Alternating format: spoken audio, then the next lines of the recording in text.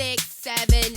Holla boys and girls, it's the BGN. Coming from the Marvel world to the DC friends. All the way from Hollywood to the PCN. She defends everyone from sleazy men. Won't apologize for spitting Shonda rhymes. The space that we make is never colonized. We're talking games and movies and actors. Better shake your booties for black girl nerds. Better shake your booties for black girl nerds. Yeah, better shake your booties for black girl nerds. Ha. Better shake your booties for black girl nerds. Better shake your booties for black girl nerds. Thanks so much for tuning into episode 3 of the DragonsYall recap show. We are back for yet another recap, and we just finished live tweeting and live threading this past episode of House of the Dragon. So we're excited to dive right in because, woo, yet again, another incredible episode to unpack, and we've got a lot to say. But, you know, before we even get started, we definitely got to talk about the reactions from last week, because it's always fun to hear and see what people have to say about the show. So, oh, I'm so sorry. I forgot.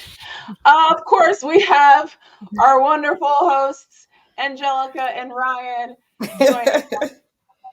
And thank you for always doing these great deep dives, with Angelica doing the recap and Ryanne joining in, me joining in, chiming in here and there with our little 2 cents of what we think of, you know, how these little episodes go.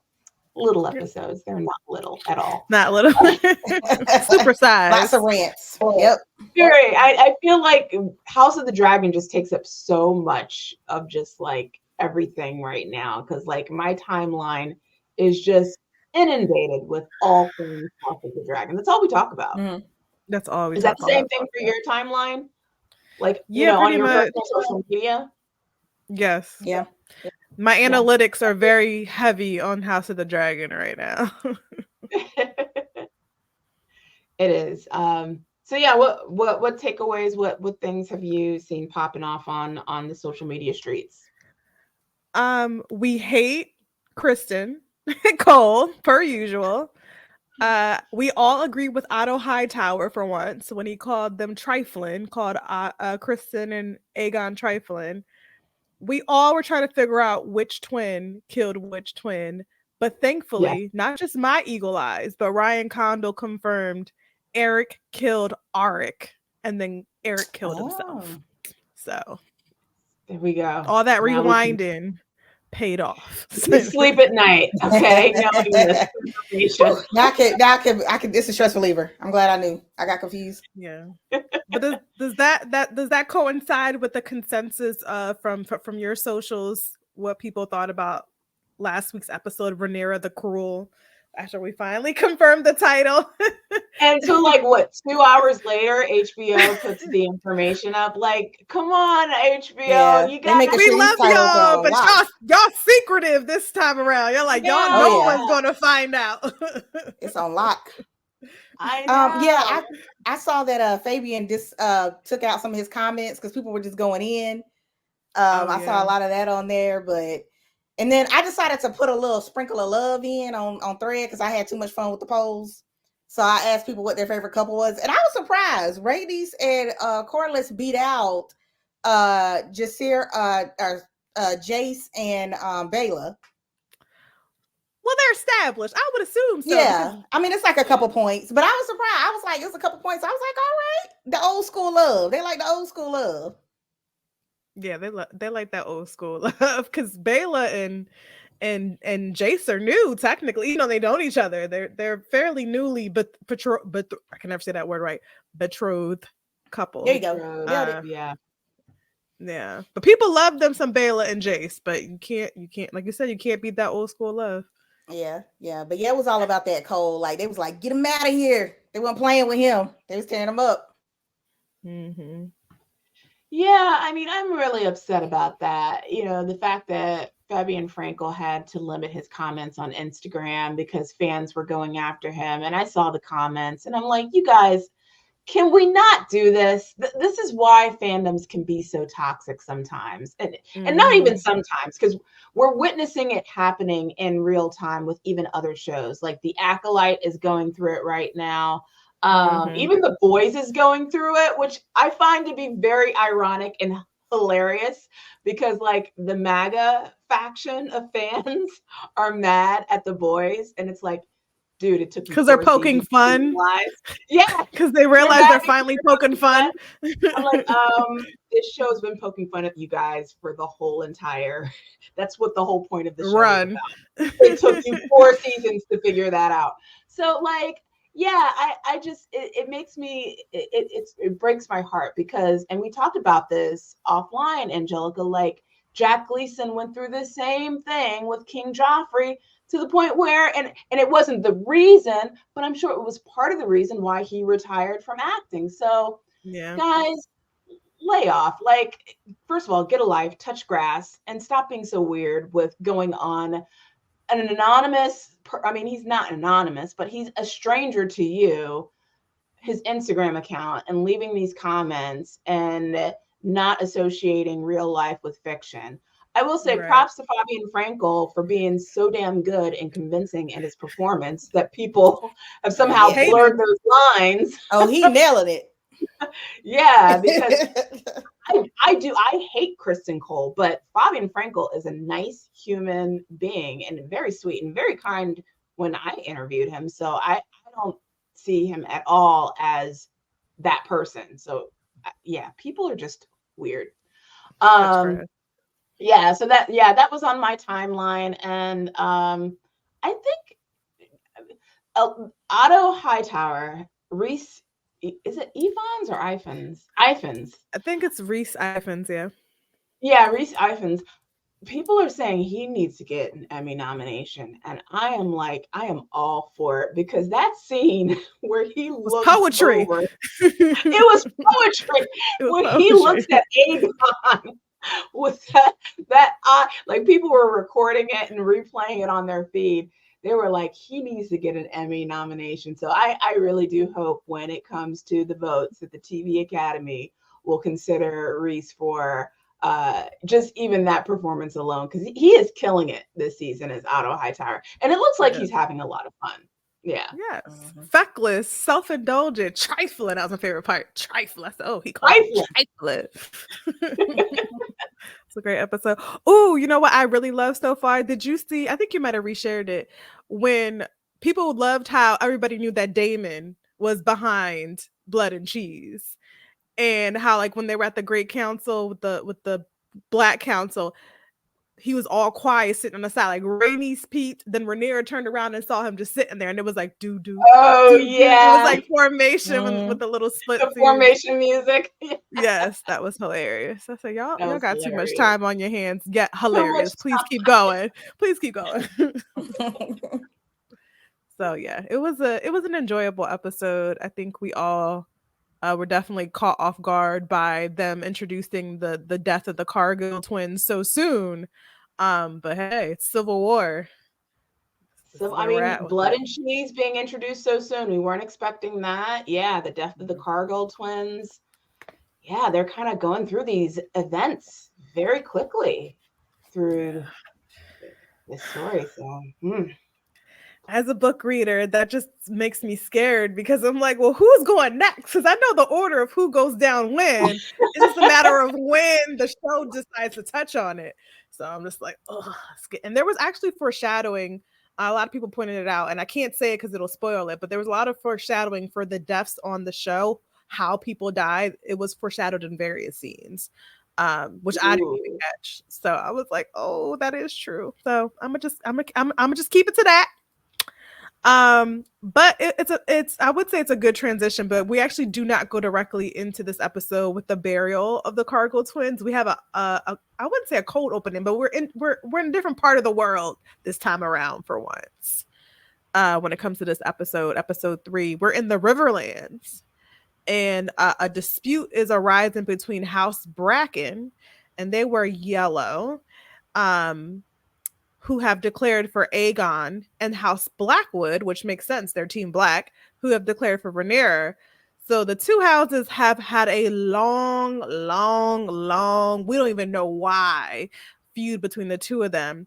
And at this point, it's a simple dispute over boundaries, right? They have these boundary stones that basically show the borders of their land, and they allow their, their cattle, their goats, whatever, to graze there. So the Brackens were accused of moving their stone boundaries by the Blackwoods, and they're like, move it back. First of all, how did it get moved? And we're like, they don't know. And then they're like, well, move it back. So it's two knights, a Blackwood knight and a Bracken knight. So the Blackwood knight got a little bit of swag to him. He was like, move it now or there's going to be a problem. And, the Bracken knight is a little passive and he agrees, but when he turns around, he calls him a baby killer under his breath. So the Blackwood dude was like, what did you say? He was like, I said you're a baby killer. And your queen killed a child. And so the Blackwood person was like, okay, well, your father took up for the false queen Rhaenyra, who's a kid,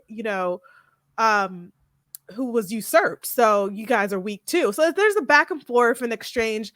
Aegon is called a craven and he's not a true king. And then the Blackwood knight calls the Bracken knight a craven. And that kind of what starts really the feud. And he pushes him. And when the Bracken knight gets up, he draws his sword. And the Blackwood guy was like, you wouldn't dare.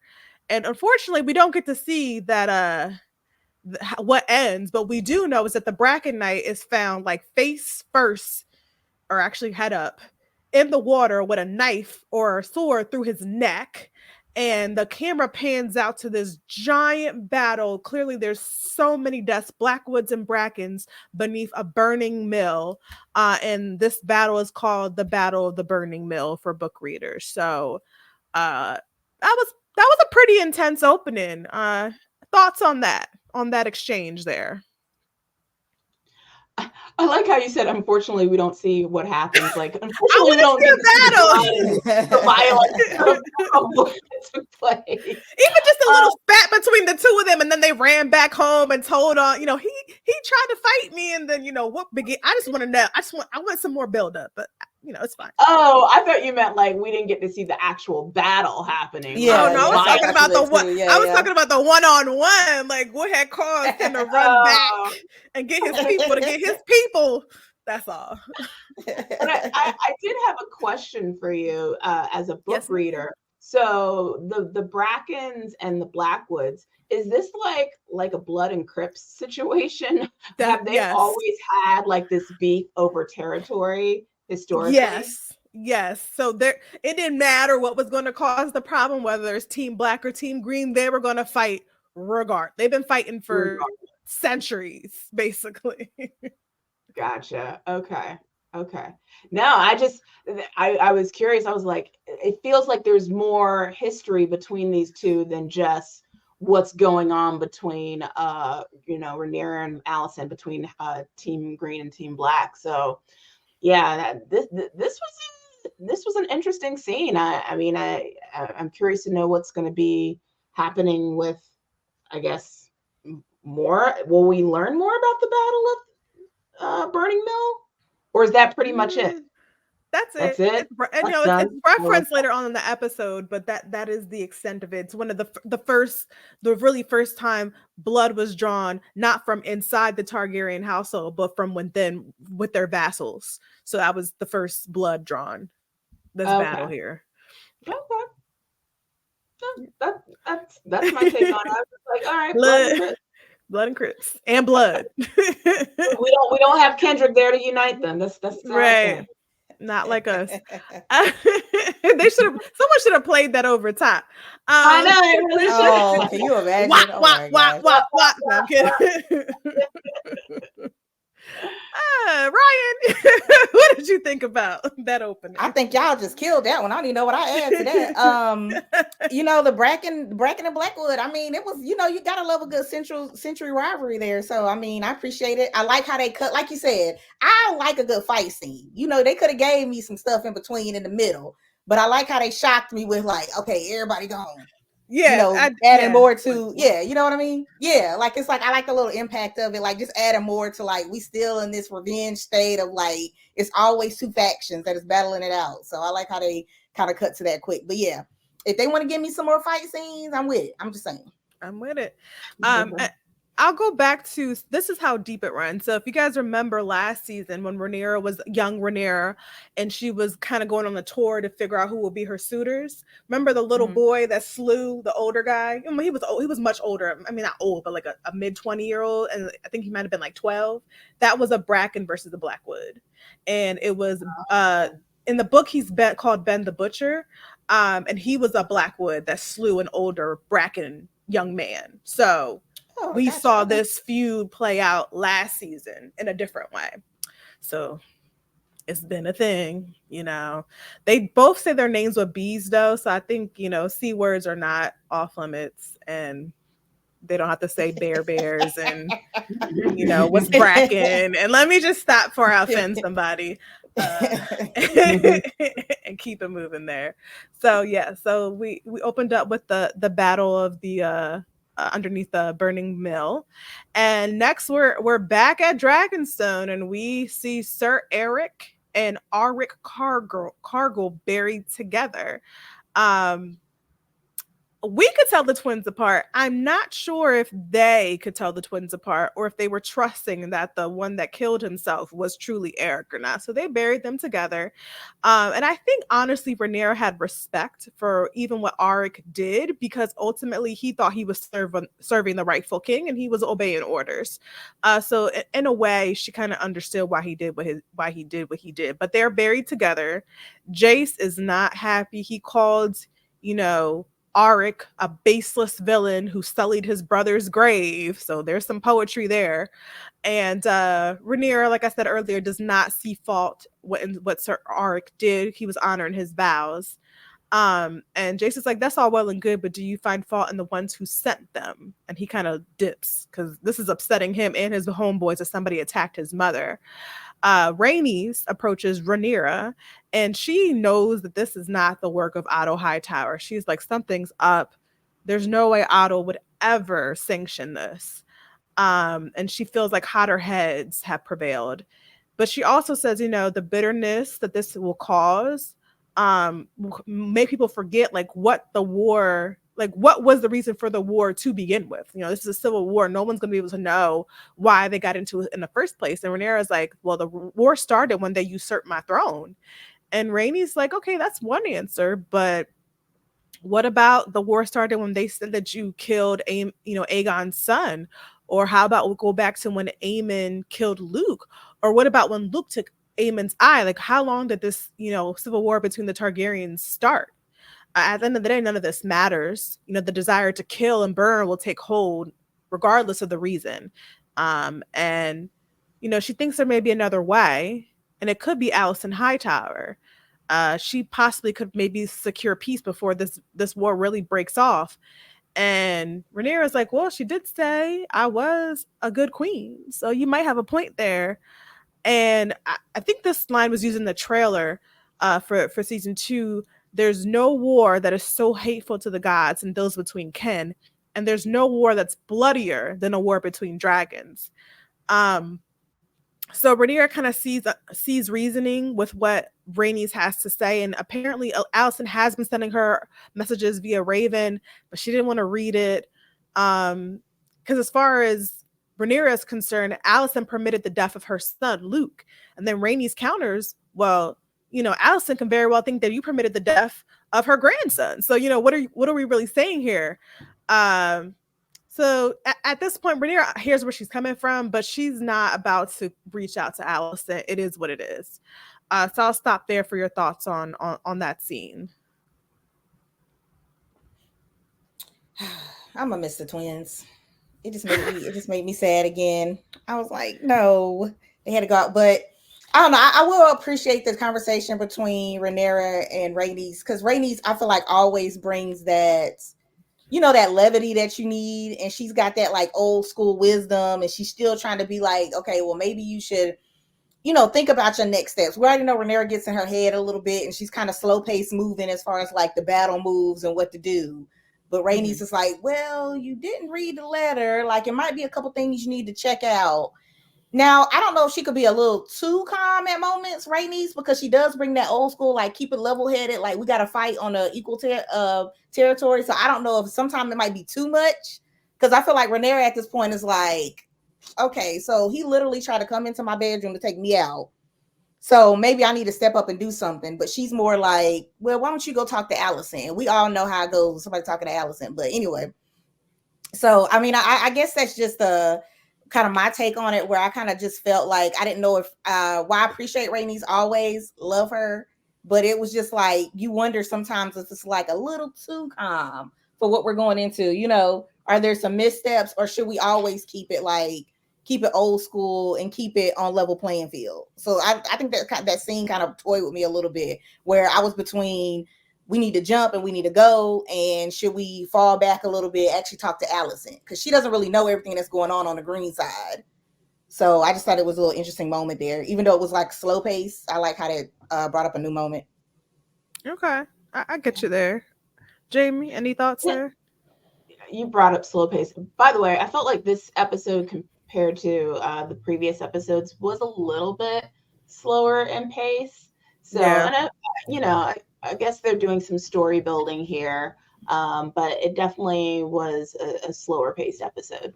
That being said, I completely agree with Rhaenyra on her take on Otto, that he would never have done something like this. I mean, despite what you may feel about Otto, you know, and his quest and thirst for power, he's still going to a lot more measured in his response and more calculated when it comes to executing a plan and being strategic in his actions. So I completely agree with Rhaenys on this. By the way, people were saying on social media that they thought Kristen's plan was a good plan. I disagree. I don't. In what world? Yeah, a lot of people agreed that they were like, it could have gone well had it was not for the meddling kids, interfering. I'm like, no, that was not a good plan. But anyways, so no, I think that, Rhaenys is right in saying that, Otto would have definitely been better at handling the situation over Kristen. And as far as the other part of the conversation with, Alicent, Rhaenys really understands what Rhaenyra is going through more than anybody else on this show. I mean, this is the queen who once was. Like, she has been in this position, and she knows what it's like to have her birthright taken from her. And I think that her making this suggestion, Rhaenys making the suggestion to Rhaenyra to seek out Alicent, who's also a woman, who's also had her innocence stolen from her. I just feel like there's something that's very mutual in this situation, where all of these women have been wronged by men, and there's perhaps a little bit of solidarity in that, and that maybe the women can kind of put things in order and bring things back to where they need to be. And that's her reasoning for reaching out to Alicent. So that's kind of my take on how I think, or, where I feel like Rhaenys' head is at, as far as her having Rhaenyra reach out to Alicent. And, it just kind of makes sense that, maybe we need to have the women kind of take charge in this situation, because the men have just really screwed things up for all of us. Aegon and Kristen and Daemon, they just all need to sit down. Yeah, Daemon has screwed things up. Kristen has screwed things up. Aegon, he's like first week on the job has screwed up. So, Otto has lost control of his hand. So, let's let the women handle this situation. If only. Speaking of Sir Kristen, he's brooding. He's a good brooder. Not as great as Jon Snow, but he's pretty good at brooding. He is brooding in his chambers when he's interrupted by a page calling him Lord Hand, right? So he was Lord Commander. Now he's Hand of the King, so they're calling him Lord Hand.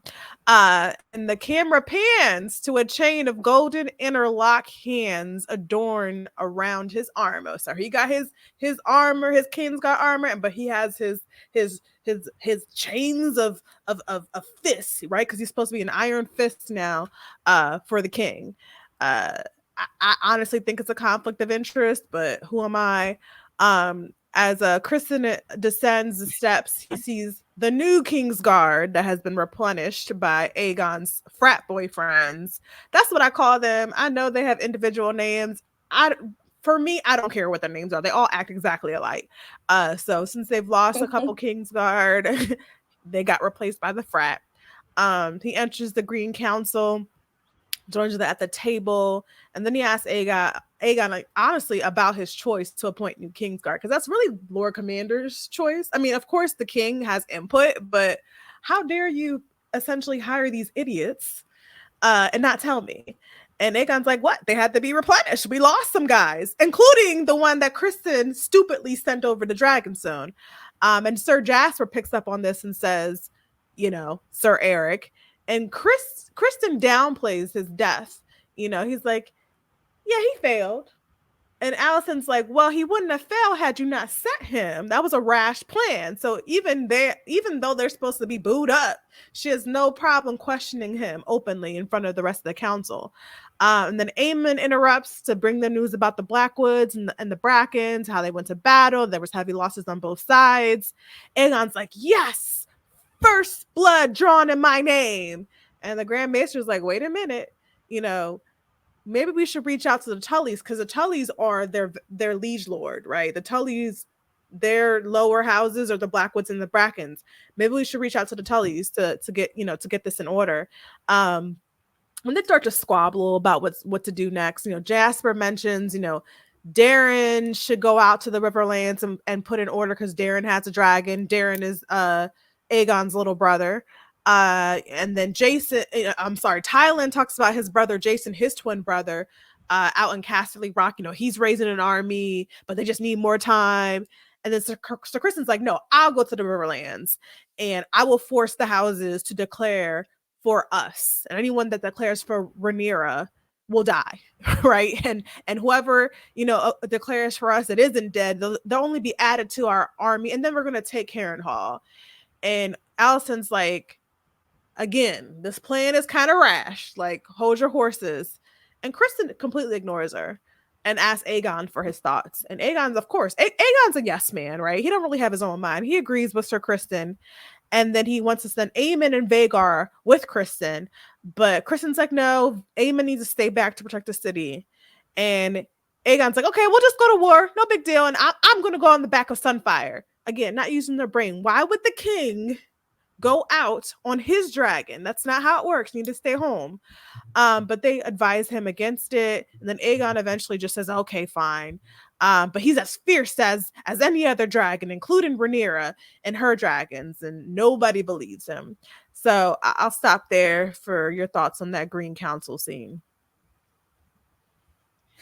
Yeah, there's a really popular GIF from Tom Glenn Carney, where he says, "Go to war then," and that's in the scene. Yes, go to war. Go to war. It's not a game.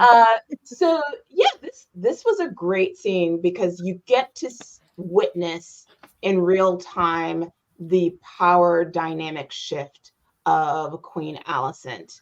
How she was once someone that had power and was able to make some executive decisions as queen, and that is completely left the building. She is now Dowager Queen, the queen who, I guess the queen who once was, in a sense, because yeah, Kristen ignores her. She makes these suggestions, and it falls on deaf ears, and I kind of feel bad for the girl. Like it don't mean nothing. So it's a really sad situation. And one thing I did also notice in this scene is Aemon.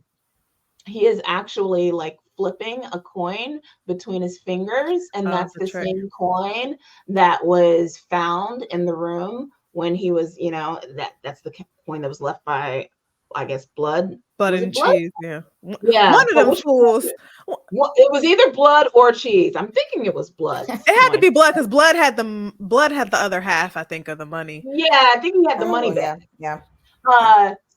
So that was the coin that he found. That was like the clue, the convenient clue that someone was hired to kill Jaehaerys. So interesting that they just, because I remember you saying this last week, Angelica, that there are no throwaway scenes on House of the Dragon. So they made sure to just cut to that shot of him kind of like, tossing, or I don't know what it's called, but he's doing something with that coin. It's a coin trick. It's a coin trick. It was pretty cool. His knuckles. Yeah. Little coin trick with his knuckles. So I don't know how that's going to play into later episodes, but that's interesting that Aemon is still holding on to that coin as kind of like his little, memento of, to keep to, I don't know. I guess he's on a mission. I'll connect your dots here. So there is a foreshadowing when he does this, when he covers his eye with the coin, that's a foreshadowing for his death. And so maybe the point of him holding on to that coin, to us as book readers, you foreshadowed your own death. So you're carrying your own death around. That could be the significance of him keeping that coin in. And think about it. The money was spent to kill him. So this is all him carrying his death, for lack of a better word. That's right. That's and right. I'll add the location of his death will make sense. The name of the location will make sense when it does happen based off what he did with the way he positioned the coin in front of his eye. So I'll leave it at that because I don't want to get in trouble with nobody. It'll click. It's very cryptic. It's very cryptic. Okay. I'll tell you offline, but it'll all connect for those listening in. It'll all why connect. Okay. That because I'm like that was very intentional, them showing that shot. So okay. Yep. Well, then we'll leave it at that. We don't want no problems. Ryan, your thoughts? Any takeaways from that scene? Just that the Green Council is dangerous. I just do not want to be in that room. It's too many people that's hot-headed. The guys is out of control. Allison can't do anything. So yeah, if you need a job on a council, don't go to the Green Council. That's all I can do. It's a man's world. Yeah, it's a man's world over there. I can't say that for the Black Council. They're a little bit more inclusive and diverse. That's what I'm saying, right? But it's a man's world with the Greens. I still don't understand why there's Team Green people. People are literally commenting online like, I do not understand how people are. I don't get it. I am starting to shift my allegiance. I am now Team Small Folk. I thought you were Team Green. I'm about to say, I gotta be out there. Leave right now, Jamie. I'd have been podcast over. I will never be Team Green. I'm Team Small Folk and the reason why I'm jumping ship off of Team Black is because I will say this. I'm always going to be Team Rhaenyra because Rhaenyra, she didn't ask for this. She did not ask for this. Everything was stolen from her. Her child was killed. Her reputation has been shot. So she is a victim in this. But as long as Daemon Targaryen is on Team Black, I can't fully co-sign to be on that. Yeah, and look, there's some hypocrisy going on with people that are anti-Team Green, but then you're calling Daemon Targaryen someone that you like, and you're like, I will always stand for Daemon. It's like, you stand for someone that's a child killer? Like, yeah, you can't stand. And he's done bad things. He's done worse. He killed his wife. Remember, we saw him kill his wife. He killed his wife. And even then, I was kind of like, I was still Team Black even then, which is terrible. But I'm sorry, I crossed the line at child killing. I can't. It's innocent, right? His wife was kind of a jerk, honestly. So you kind of, okay, she's a jerk, he's a jerk. He killed her, right? But a baby, an innocent child, and in that, I can't go on. So I can't be someone that's like, I will always stick by Daemon Targaryen. No, not in this case. So sorry, y'all. So I'm team small folk. I'm with them. Okay. I'll say, in fairness, though, the imbalance of people that don't have their head wrapped too tight is really just Damon on Team Black, whereas Team Green got a couple of bad apples. So that's why I'm like, you know. Yeah. Oh yeah. Yeah, that's where I'm at. Yeah, that's where I'm at. I'm like, if Damon, but Damon takes out everything, then I'll have to go. I'm be like, I want Damon. I just want Damon off of Team Black, and then I can say I'm fully Team Black. You can fully support. Okay. Yeah, I can't be on a team that's got that advocates for child killing, And like, I think I've said this before. I said it for last week. I was like, it would have been nice if, or maybe I didn't say it. I think I said it on Threads. It would have been nice if Rhaenyra would have turned Damon in, even though she would never do that. That would prove her innocence, right? And it could potentially end the whole civil war. Turn Damon in, prove your innocence, and then that would reconcile this war, and that would be done.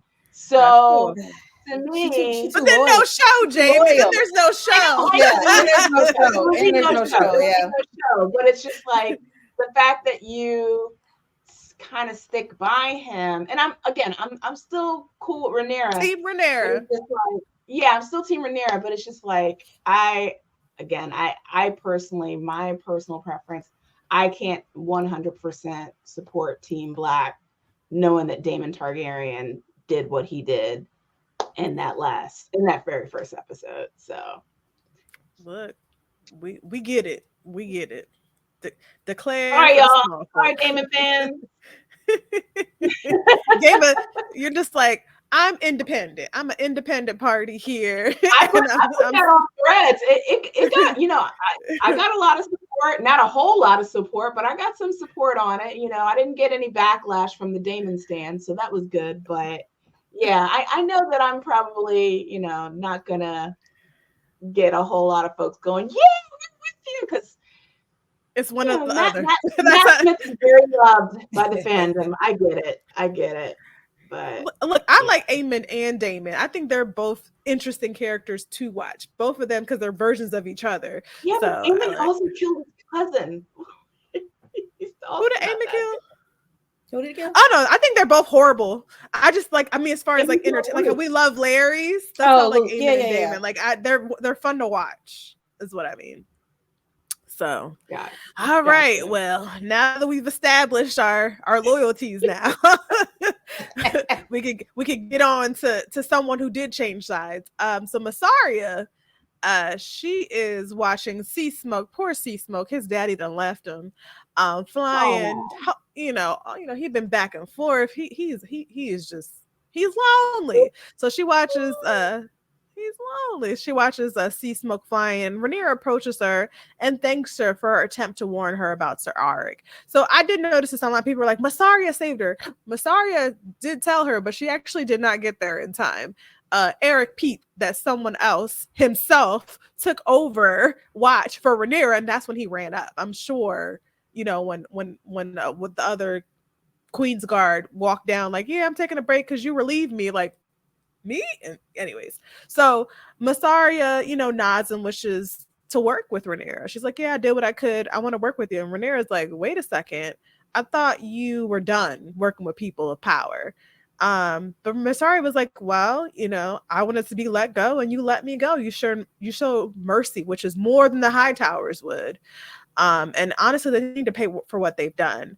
And she, we just spoke about the small folk. Mysaria's, her ears to the streets, and she's like, the small folk honestly are not going to care who ends up winning, right? They're not going to care who rules them, but Mysaria does feel like Rhaenyra is the better choice out of who is going to rule, right? So the two end up forming an alliance, and then Mysaria does question, why is this dragon acting so strange? Because Sea Smoke out there making all types of noises and all types of ruckus. And, Rhaenyra does lie and say, well, he belonged to my late husband. We all know that Laenor got away, but he's been restless ever since. And Mysaria does say, well, maybe he's lonely. And speaking of lonely, my homegirl, Rhaena. She hasn't gotten a lot of screen time this season. But Rhaenyra meets with Rhaena, and she asks her to take her sons, young Aegon and Viserys, along with their dragons, Taraxis and Stormcloud. Rhaenyra wants her to write to Prince Reggio of Pentos, the man that she formerly stayed with when she was a young girl, and see if he will have them. And Rhaenys is like, wait a second, Pentos? You want me to go to Pentos where my mother died? And Rhaenyra's like, look, it's too dangerous here. You know, there's already been an attack on my life. I want my sons to be out of this. So she asks Rhaena to be the mother to them that she cannot be. And not only will she look after the children, she'll look after the dragon eggs and the dragons themselves. And Rhaena does not want to go. And she asks, like, okay, well, I'm being sent away, but what about Baela? And Rhaenyra tells her she needs Baela and Dragonstone. And Rhaena's like, why? Because she's a dragon rider. And Rhaenyra's like, she doesn't even really like play into that with her or acknowledges that, because she wants Rhaena to understand how much of a sacrifice she's making to save the future of the Targaryen line. Like, what you're doing is equally as important as what your sister does. And Rhaena, she agrees to it, but she's not happy about it. And she leaves. So those two scenes there, your thoughts on what's going on there between the lines of the Massaria and then Rhaena being sent away with the boys and the dragons. It's just something about Massaria. Like, I know she might have a like something going on and she's chasing the bag and it's always something different, but it's just something about her working with Rhaenyra that I like. It's just something about, I don't know what it's like. I'm hoping it gives her like a, you know, some kind of sneakiness. Cause you know, we talked about like Daemon and Aemon, like all these men are just like turning it up, like backstabbing, like I don't know what, killing people. So I'm just wanting Rhaenyra to have somebody, because I get worried, you know, like the way she moves, she doesn't have enough like protection in the back. We know Daemon is off doing whatever he do. It's not enough protection. So I like somebody like Massaria, who, like you said, she's got an ear to the streets. She knows what's going on. You know, she's not afraid to blend into certain areas. That I'm just hoping that helps and doesn't hurt Rhaenyra. You know, so I mean, because she is kind of taking those baby steps where it's like, you know, I was gonna put you back in jail or whatever, do what you need to deserve, but you know, at least you did this. So she does have some caution there, but I'm just hoping it doesn't come back to bite her, and that's actually like an alliance that she can use. Rhaena, I'm hoping I really like seeing her on camera, but I was sad that they were like, well, we're gonna send her away. I've been waiting. Yeah. I was like, when is she gonna do stuff? Because I love seeing her and Baela together.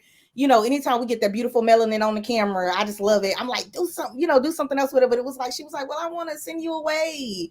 And at the same time, it's kind of like you're thinking, okay, Rhaenyra really, you know, puts a lot of faith in her, trusts her with her kids, you know, these dragon eggs. So that's important. It's not like it's a light responsibility. That's very important what she just asked her to do, you know, as Rhaenyra as a mom. But at the same time, you like, come on, like, where the screen time at? We want her to stay and, you know, be with her sister Phoebe. And, you know, yeah, like you want her to like come and do. I just never feel like she gets like the just do on it, but I get what, you know, Rhaenyra's trying to do. Like, she's always in that protective mom mode, that protective mode of like, I need to make sure I got a backup plan. You know, it's not as hasty as the guys. That's why the women got to be running stuff. But I'm just gonna miss my girl Rhaenyra. I wanted to see her like get on a dragon. Like, I wanted to see some stuff. I don't know. Maybe something else is gonna come up as we go. But I wanted to see her do some more stuff before they were like, well, let me just, you know, send her off to protect like the legacy and everything. Yeah. Right. Yeah. Before they shipped her off, I just wanted to see something else. I don't know. Maybe we'll get a surprise or something, but I just wanted to see something else come up. I gotcha. I can't say. I know, but I can't say. You can't tell me. You can't tell me. All right. Send me a text. I'll tell you offline. I'll send you offline. I'll tell you offline. Okay. Tell me offline. Okay. So she's going to Essos? Yeah. She's going to Essos. Okay, Pentos is a city in Essos. In Essos. Okay.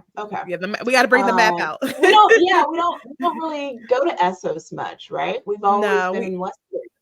So yes, that's good to know. So yeah, I mean, we see Smoke. He chilling in the air. He doing a lot of flying, a lot of free range flying. We've seen him in a previous scene with Adam of Hall, looking up at the sky, which again, little clues. There's no throwaway scenes. No throwaway scenes, and this is not a throwaway scene either. Even with Masaria saying that maybe he's lonely. What does that mean? What are you trying to tell us? So yeah, this is a very intentional scene with showing Sea Smoke as this now free range dragon that is flying, but we'll see how long he'll be a free dragon, because obviously it's being seen that he's lonely, and that is something that Masaria notices. And then I liked the expression on Rhaenyra's face after Masaria said, well, maybe he's lonely, and Rhaenyra looked at her like, what do you mean? Lonely? What does that mean? So yeah, that was great.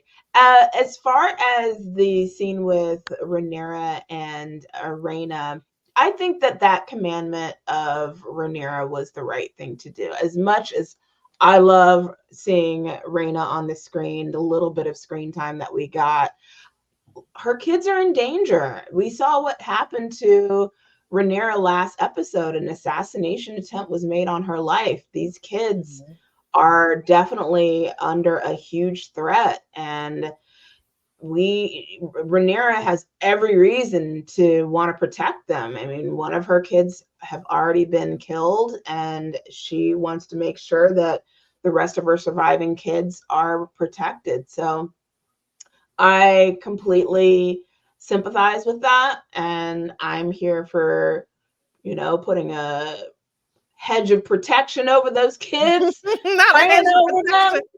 Take us to church. Yes, take us to a hedge of protection, put a prayer circle over those kids. Because we need to protect them. And then Baela, I understand why she has to stay in Dragonstone, because she's got Moon Dancer, and she's a valuable asset, so she has to stay. So yeah, it's a necessary. It makes sense. It's a necessary evil, I guess, in the fact that unfortunately we're not going to see Baela on our screens for us as fans. But Rhaena, back it up, Rhaena. Sorry, Rhaena. Thank you. So many names and they're twins. Yeah.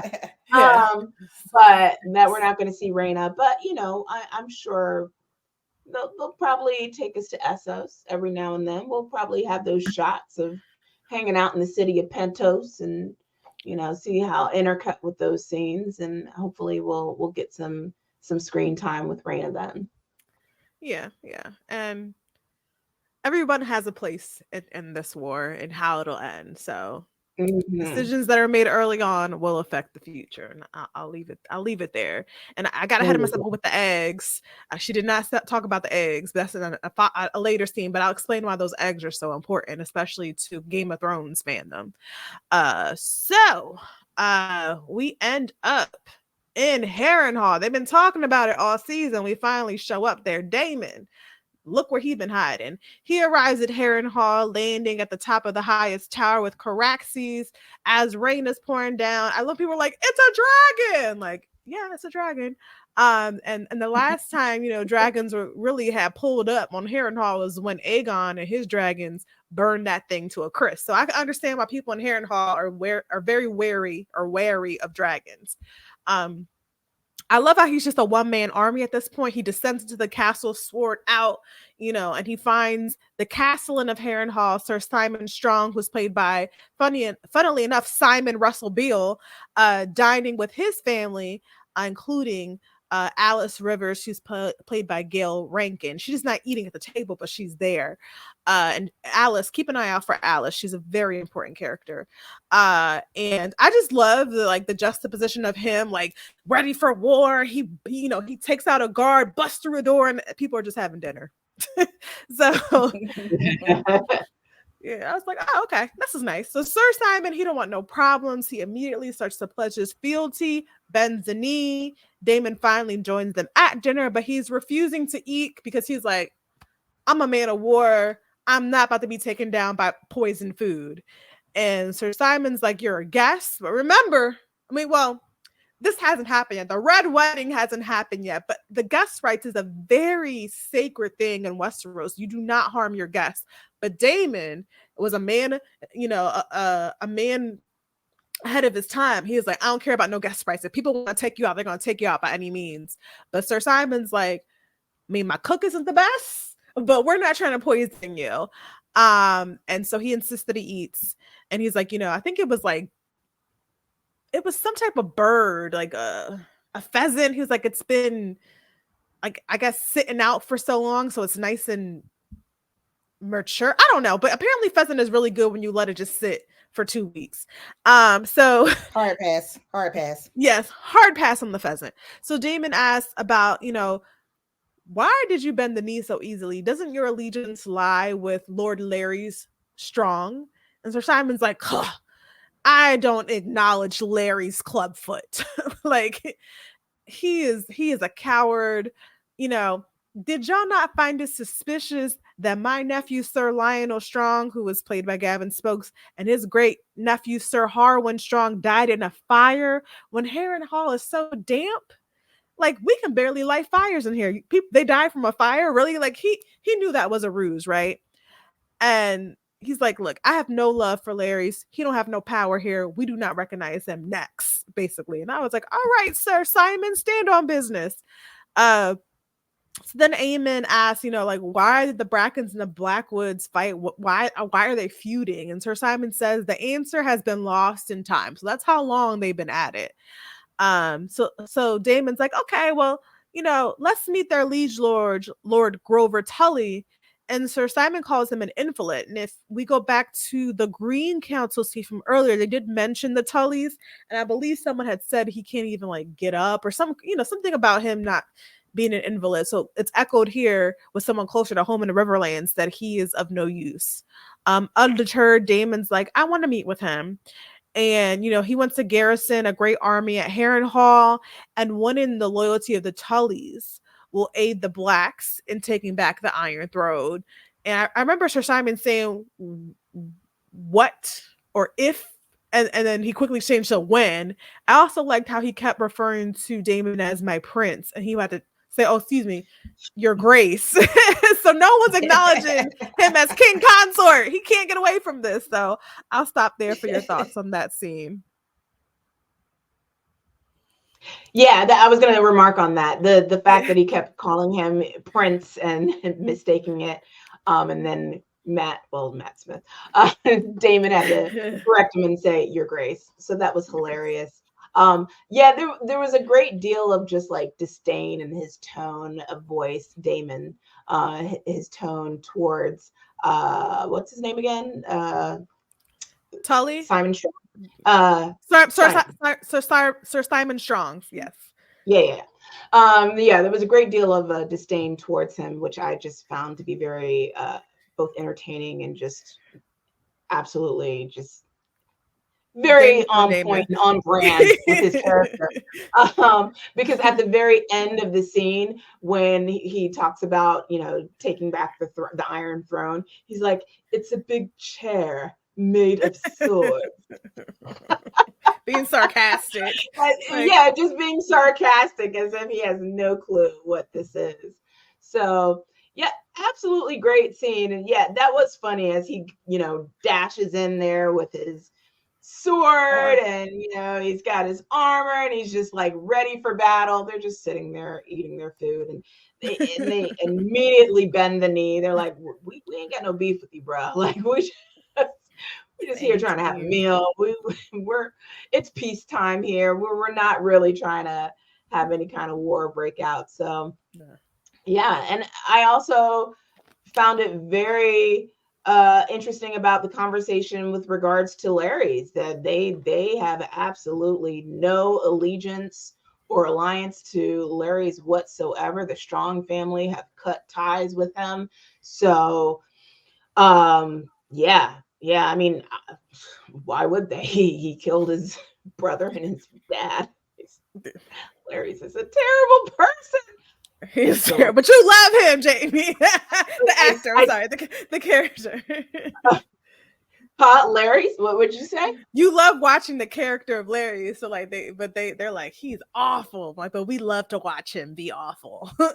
Yeah, but Larry's. No, I said Larry's is a terrible person. Oh yeah. No. I'm saying he's entertaining. No, I'm never saying you condone him. I'm saying you just love his performance, and you just like I love. Oh yeah. Well, I love Matthew Needham.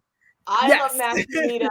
He's an incredible actor, and he gives the best performance on this show. Like, absolutely. Like, I actually want him to get nominated for an Emmy, as well as Reese Ifans. Like, I think those two should be like the top contenders.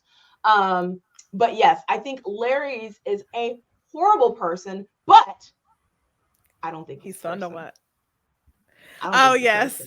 Don't get me started, Jamie. Don't get me started on the shape shifting. I think I'm starting to be of the belief that he's that 3-eyed rat that people are saying. But anyways, it'll be very. We'll see how all of this stuff plays out. But this was just a fun scene to watch with Damon and Simon and that exchange between the two of them. So yeah. Yeah, agreed. Ryan, any colorful commentary on that scene? I think I like how I like how Larry's finally has somebody, like a group of people, like obviously for what he did to him, that's not in his corner, right? Because it just looks like he could just work every corner that he wants. And I love going back to Harrenhal just to see, like, you know, them kind of picking up the pieces, and they like, we got something for you. They kind of sit and chill right now because they didn't really have any hope. You know, they trying to make it by, like you see some of the people running by, like you said, as Damon is coming into the castle, because he's like, what is going on here? Because, you know, he's thinking it's abandoned and everything. And I just like how, you know, you can just for so long you can just kind of sit in that grief, right? And, you know, and just being angry and that revenge. And then when you get somebody like Damon that comes in, and the way he can use words and the way he, you know, goes about the way he manipulates, he don't play by the rules. You know, he's bound to get them, like, you know, on his side, cater to what he wants to get, because, you know, they want Larry, you know, they want to figure out what happened to him. Like, you know, how could you do this to your family like this?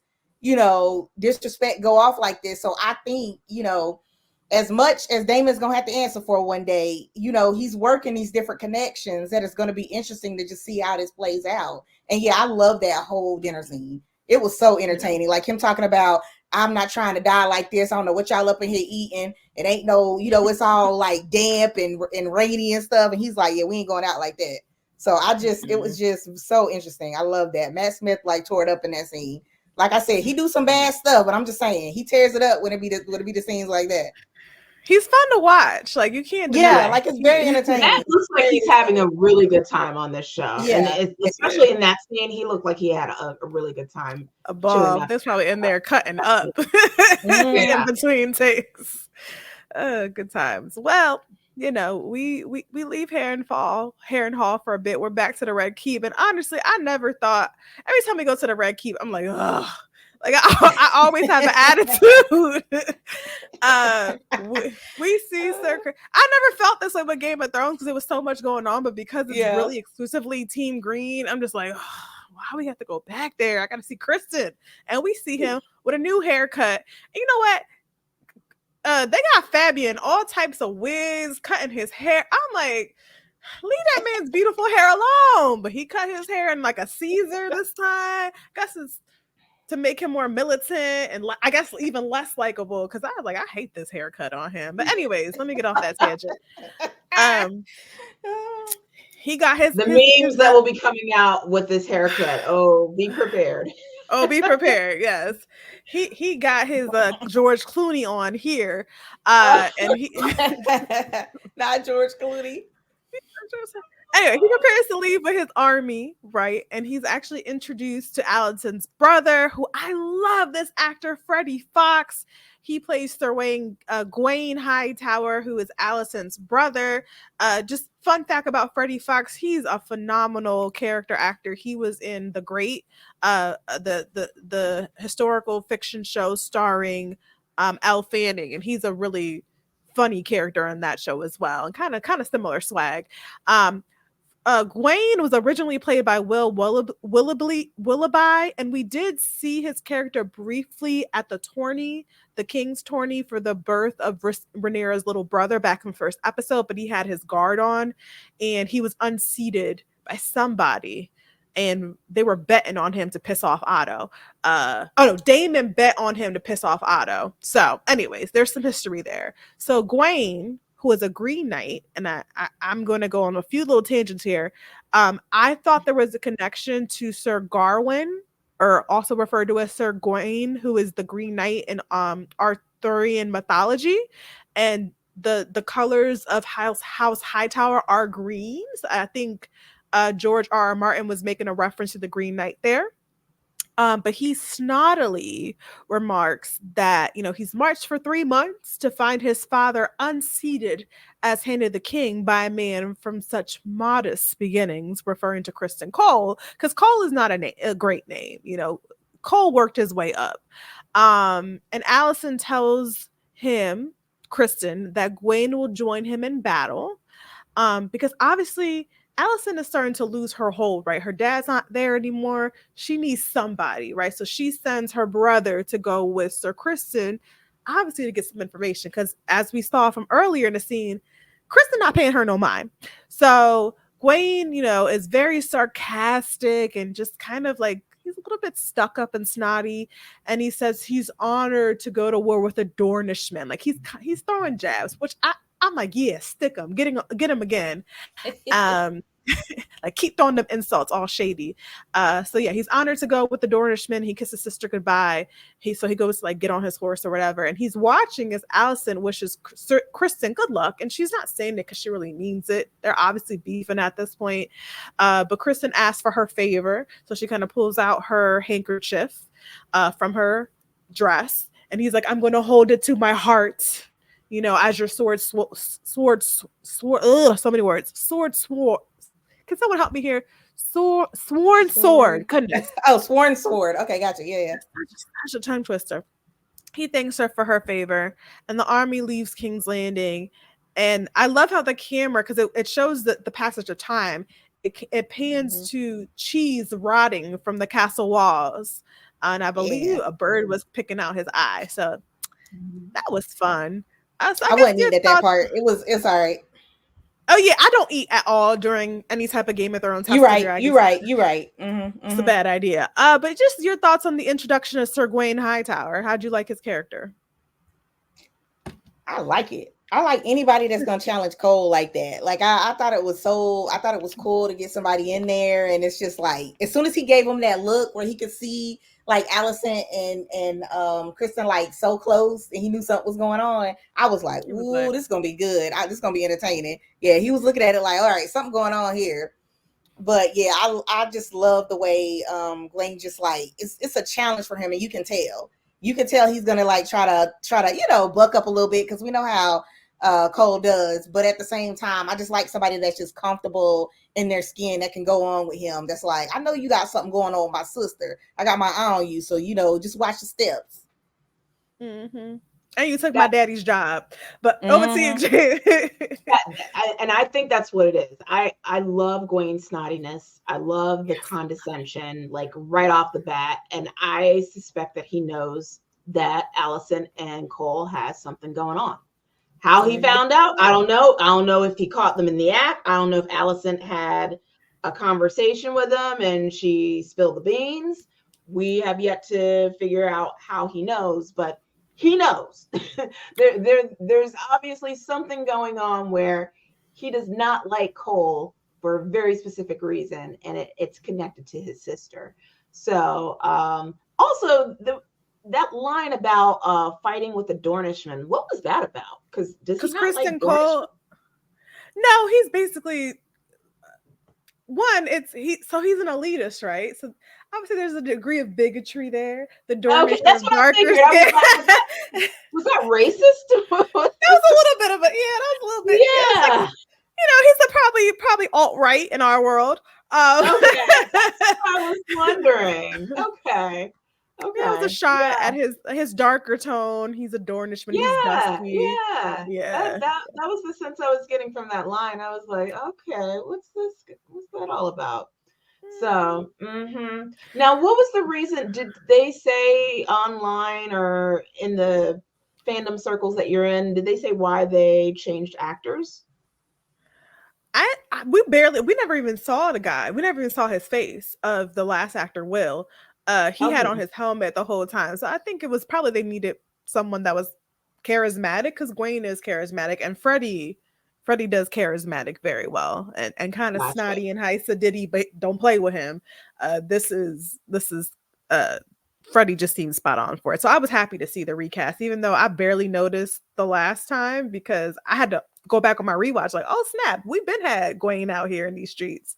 So gotcha. There's a reason. And we just, but you know, we got the mountain 3 times on Game of Thrones. So remember they recast the mountain like 3 different times, and then was it one of the Brotherhood of Banners, their leader. So, you know, it's a change up. We get change ups here, but yeah. But I think they just needed a charismatic person to play this role, which I love me some Freddie. So I was very happy to see him. He's good. He's a good actor. I mean, I'm not familiar with his work, but this scene, he definitely, you know, he stole the show. So yes, he's a scene stealer.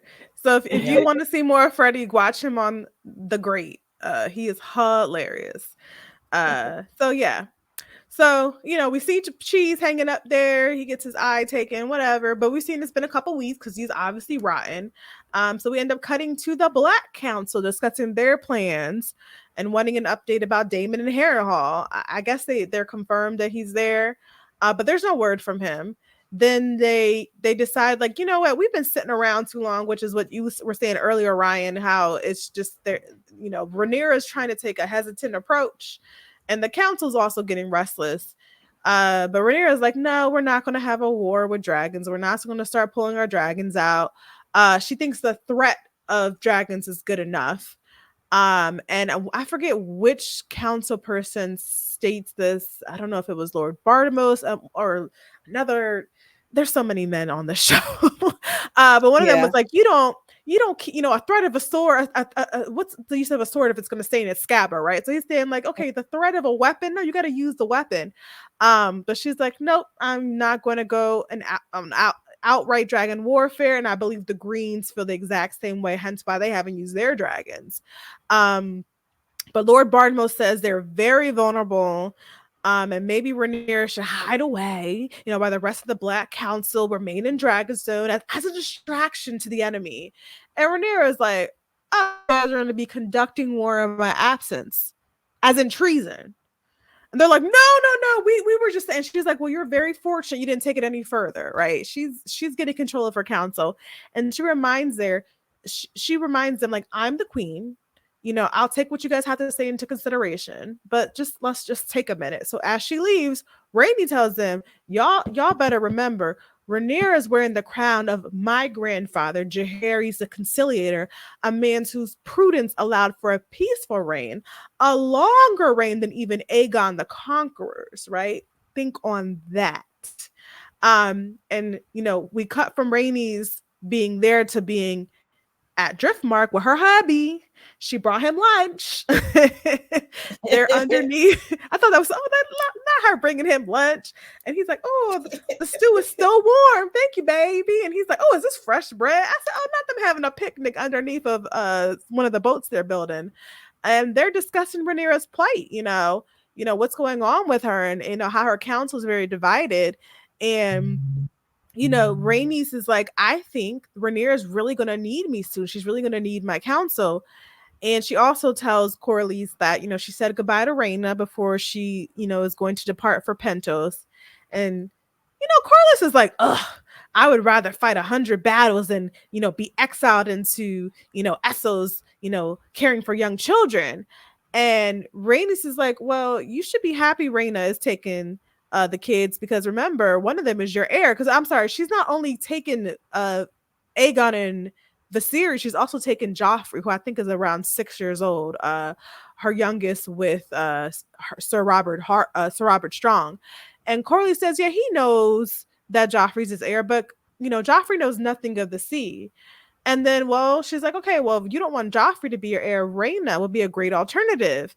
And Corlys is like, what, Rhaena, the Lord of Tides?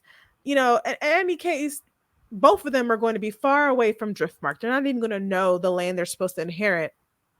And, you know, they're kind of having that discussion. And then, you know, she goes very sweet and soft on him. And she says, I worry about you, you know. You're about to go to war. And he's like, look, I'm a really good sailor. And you know, babe, don't worry about it. And as a matter of fact, I got to get back to work. So, you know, once again, I do really love their marriage, and they're one of the few healthy, normal couples on this show. So I'll stop there for your thoughts on that scene with Rhaenys and Corlys, and the previous scene with the Black Council. In this scene, Corlys kind of reminds me of, you know, like the grandpa or like the older uncles.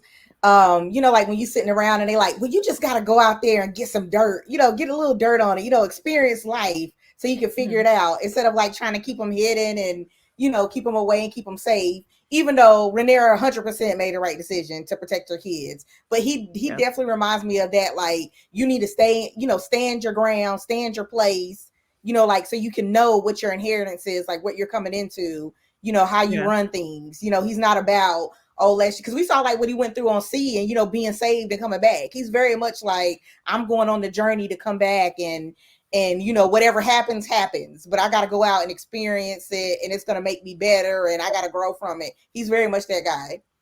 And yeah, I definitely love them. I love their little cute picnic moments. I love how they have those. It's like another one of the, like we were talking about with Jace and Baylor, like that levity moment that we get in the episodes where it's like a couple just having like a real conversation, you know, talking about the craziness that's going on around them and how they fit in, keeping their union as tight as they can, you know, as they fight and do what they got to do. But yeah, that scene just kind of flashed back to me, where you just think about like the old school train of thought, like, just get out there and experience it. Don't worry about what's going to happen. Just get out there and see what happens. Yeah. That's a sailor for you. But Jamie, your thoughts on those two scenes, or even the last one? The scene before that, I've just liked the fact that Rhaenys is, you know, advocating for Rhaenyra to the council. It seems like the council meetings for Team Black are a lot more organized and more measured and calculated on how they come up with their decisions and how they come up with their plan of action versus Team Green. So again, I think that Rhaenys is just a good person to have in your corner, and you know, women, we kind of do it better. So good for them. Who runs the world? So and then in the following scene, I gave Corlys a side eye. I was just like, bruh, did you really just say that about Rhaena? We'll talk about Rhaena like that. Yeah, because when Rhaenys brought up about Rhaena being a good alternative to Joffrey as heir, and he was like, the Lord of Tides, I was like, why not? What's wrong with that? And I was a little disappointed that Rhaenys didn't really advocate for her more, given that you were in that position before. So I don't know. I was expecting Rhaenys to speak up a little bit more on behalf of Rhaena. God, these names. So many Rhaenyra, Rhaenys. George doing too much. Yeah, why do they have to sound the same? That's what kills me.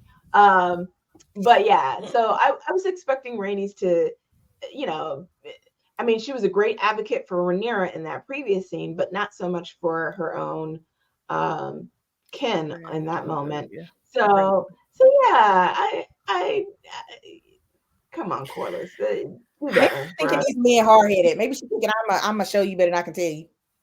Yeah, I think Corlys supports Rhaenyra because he supports the series and what his wishes were, and he named her as heir, and they pledged fealty. So that's why he's following orders, right? She's queen. That's what the previous king said. That's what I'm rocking with. But I think Corlys not in his way. It's a man's world. So no, Rhaena cannot be Lord of Tides. That's not how it works. But you know, we rocking with Rhaenyra because that's what the series said. But Rhaena not gonna be no Lord of Tides. So you know, it's still a man's world. Just because you have a woman in power don't mean every woman going to be in power. And that reflects our world too, right? So, you know, it's just a social commentary. Good job, Brian Condell and the writers there on that. Yes, indeed. Indeed. So, you know, now we have to have our goodbye party for Raina. You know, she's looking out, you know, at the shoreline, and she's just like, I gotta go be a babysitter. I just want to stay behind and really be something to my family. You can see it on her face. Obviously, she's not saying that. And Rhaenyra wishes her farewell. You know, she's like, you know, take care of my children. You know, please win support for us across the sea. And Rhaenyra's like, okay, you know, she's going to be dutiful at the end of the day. Whether she agrees with it or not, she's going to follow orders and she's going to respect the wishes of her family. So Baela, you know, comes to, you know, speak to her twin. She's encouraging her. She was reminding her of how much of an honor it is to protect the children and the dragons. And Baela's like, Rhaena, please stop playing with me. Like you this big dragon rider on, and I'm a glorified babysitter. Like, please do not, you know, patronize me. And Baela's like, but wait, there's more. Like, look, this is a small consolation. And so she's shown the dragon eggs. I was a little bit ahead of the scene, but she also has the honor of escorting the young princess, the dragon, and the dragon's eggs. And you see 4 eggs of various colors, but there's a black one, there's a green one, I believe there's a blue one, and there's a red one. So I'll just go back to the original series. Where do we find Dany's dragons? In Essos, right? Where are the eggs going? To Essos. Where did Dany have her wedding to call Drago? In Pentos. So this is the show's way of confirming the eggs belong to Dany. In you know 100 plus years from now, and I guess these are Syrax's eggs. So Syrax would be the great grandmother of Drogon and Viserion and Rhaegar. So I'll say this much: the book never really confirms who or where the eggs come from. They're believed to be from Dreamfire. And if you remember in season 1 of House of the Dragon, Daemon took some eggs from Dreamfire, but he obviously had to return them. But in the book, there is a character by the name of Alice, and the eggs are sent to the Vale. She takes the dragons and goes across the sea in Essos, and they're lost to time. So this is the show's way of establishing canon that the eggs actually came from Rhaenyra, and Rhaena brought them across the sea. So I thought that was really fun seeing not only Daenerys's great grandmother, but also Drogon's. So she gets to carry the hope of their great house.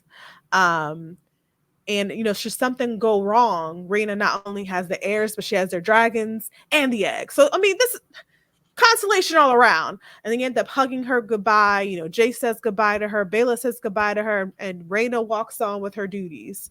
So I'll just stop there. I did drop a lot on that scene. Your thoughts there? Yeah, I did have a question. So the graphic that was brought up of the 3 eggs are actually from Game of Thrones, and those are Dany's eggs. Yes. So the eggs that we see in House of the Dragon are actually 4 eggs. So what happened between the 4 eggs and then the 3 eggs that we see 200 years later? We're assuming they got lost, they got stolen. 3 were sold. Maybe someone stole one, or it was sold to someone else. But we know it's canon on this show now that the eggs came from Rhaenyra, and they eventually made the way over to Pentos for Daenerys. And who knows? I mean, they're young eggs. Maybe one of them died or cracked or whatever. But the 3 eggs survived, and they fossilized over time, and they were given or gifted to Dany. Gotcha. Okay. That's all I wanted to know. I was like, but there were 3 eggs on the show. Okay. Yeah. No, I think it's cool. I love the connective tissue that we're getting between the 2 shows. I know that is really exciting to see. I mean, we were all excited about the very first episode when we went straight to Winterfell and when we saw the Raven flying over. So this is really cool to know that, okay, Rhaenyra is the one that is connected to giving those eggs to Dany, that we get to have her see hatch later on in Game of Thrones. Yeah. So yeah, this is very, very, very cool. Very cool. Rhaenyra's bloodline lives on, right? In one way or the other. Well, until Jon Snow kills her. But, you know, at some point, it lives on. We have alternatives if we don't like how the show ended. You can always go to the book. Thank God for when that. He finishes. Yeah. When he finishes. I'm just saying, I ain't mad at it. I mean, I don't know if he finishes it, but I ain't mad at it. Off the Iron Throne. That's what I want. Somebody. Get him off the Iron Throne. Go ahead, Ryan. I'm sorry. Oh no, it's fine. I was just gonna say, I remember Dany's eggs was like a game changer in GOT. So I just love seeing, you know, like the origin. I like them bringing it into the canon, making it full circle. Because you keep thinking about the similarities between these characters. You know, obviously there's that bloodline connection, but just to be able to see like how the eggs got there, you know, her ancestors, like their train of thought and how it was somewhat similar in ways in battle and some of the comparisons that you can make. So I love them tying that in. But yeah, I just remember like seeing those pictures just brought me back. I just remember when she got them and you're just like, what is this? Like, why did they give that to her? Right? Yeah. Like, I just remember like all that coming back. And it was just such like an amazing moment in the series. So yeah, that just took me back. So yeah, that was a fun moment. Yeah, some good nostalgia there. So we'll move back to the Red Keep, my favorite place. And Helena tells her mother, you know, I'm still sad about your Harrys, but you know, he died and other people die all the time. So I think I'm gonna be all right. So I love how Helena just kind of like reasoned that out. And she believes, you know, the babies, you know, they're so little, they get taken so easily. My son was so young. I get it. And, you know, Alicent tells her that grief is a condition of motherhood.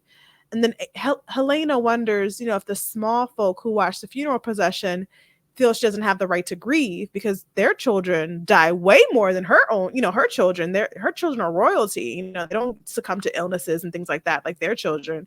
And Alicent tells her she has every right to grieve just as much as the rest of them. The stranger comes to them all. And then Helena says to her, I forgive you. And Alicent's like, what?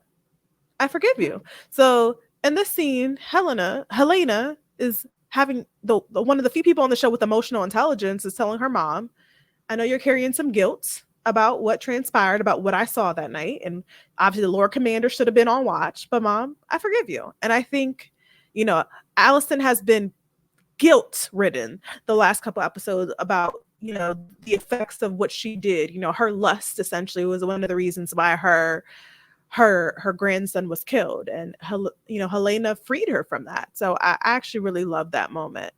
I'll pause briefly there because that's a pretty pivotal scene. Your thoughts there? Yeah, go ahead, Jamie. Go ahead. No. I was just gonna say the only thing I was gonna add to it was just I like how Alicent tried to pretend like for a second she didn't need that kind of closure. And you know, like she wasn't kind of getting that forgiveness. I don't know if it like shocked her or she was just kind of surprised that it came, you know, her way. And she was like, how did she figure that out? How did she know? I'm like, girl, everybody know this on the green side. What's going on? But well, she walked in on them, right? So she that too, people. yeah, that too. I was like, she might be like slightly scarred. I mean, you know, it's a little thing, you know, on the green side. But yeah, I just thought that was like that look in her eye. I just thought was like such a pivotal moment where she tried to like for a second be like, wait, did she just forgive me? Like, did I need that? You know, like, did I need to take that in? Yeah, agreed. She needed that moment. Jamie, I'm sorry. Now I'm getting y'all. Wait, let me ask. This show got me turned around. No, I'm kidding. Go ahead, Jamie. Right, you funny.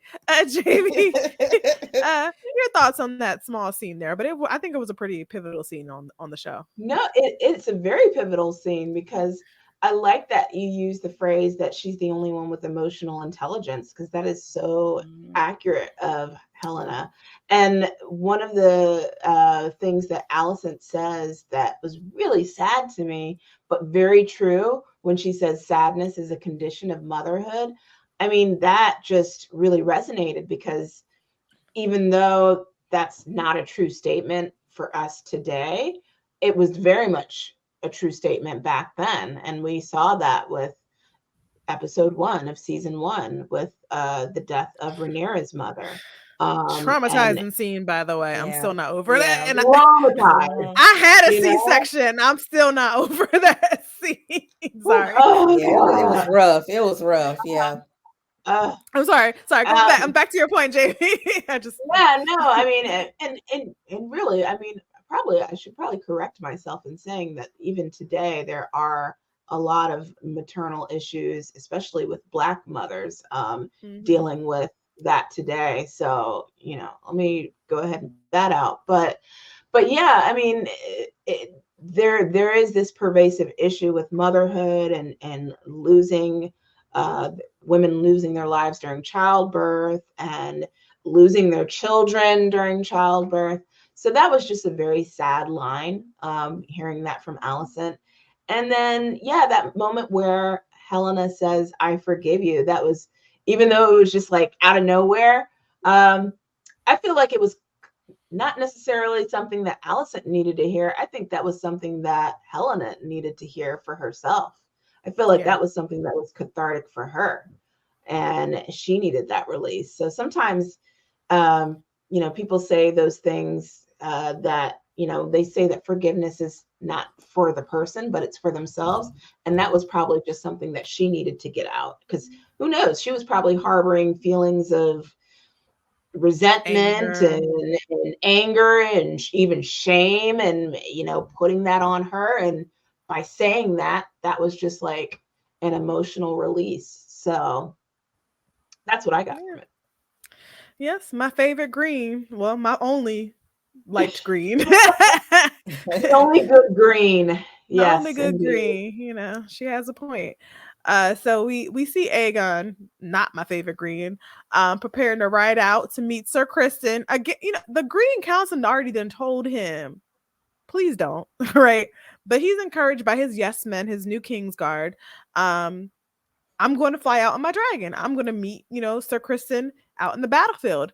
But Larry's comes in. He doesn't even need slinking in this time. He walking in, and he was like, he tells the frat boys, "Do you think it's a good idea to encourage your king to engage in such foolish behavior and ultimately like get himself killed?" I mean, he went like very poetic with it. He kind of described what would happen to him in more graphic detail, but that was the gist of it. And they're like, "You're right." And so Larry's, he has a silver tongue, pulls Aegon to the side and tells Aegon about the rumors circulating about him. The people are talking. If you go, if you leave King's Landing, that'll open up the rule for Alicent to take control. And, you don't want your mom to take over, basically. And Aegon's like, "Who's saying this?" He's like, "Oh, it's just rumors. I just have to tend to them like weeds in the garden." And Aegon's like, "We'll tend to them." And as he's walking out, Larry's just like, "I got you," right? And Aegon's like, "You know what? My father had never had a use for a master of whisperers, but you're my guy." So Larry's gets his promotion.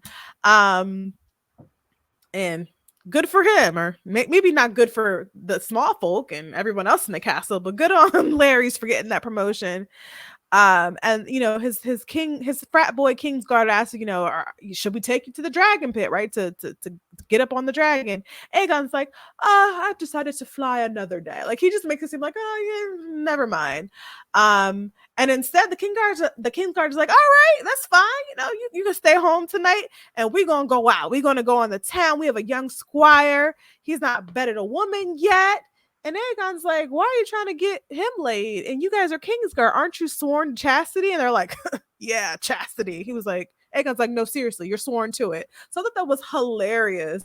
That Aegon is like, "You guys might be my boys, but as Kingsguard, you don't need to be with nobody. You're not laying with no woman." And so I just thought that was hilarious, considering he got bastards left and right. So I can stop there if y'all have any thoughts from that scene.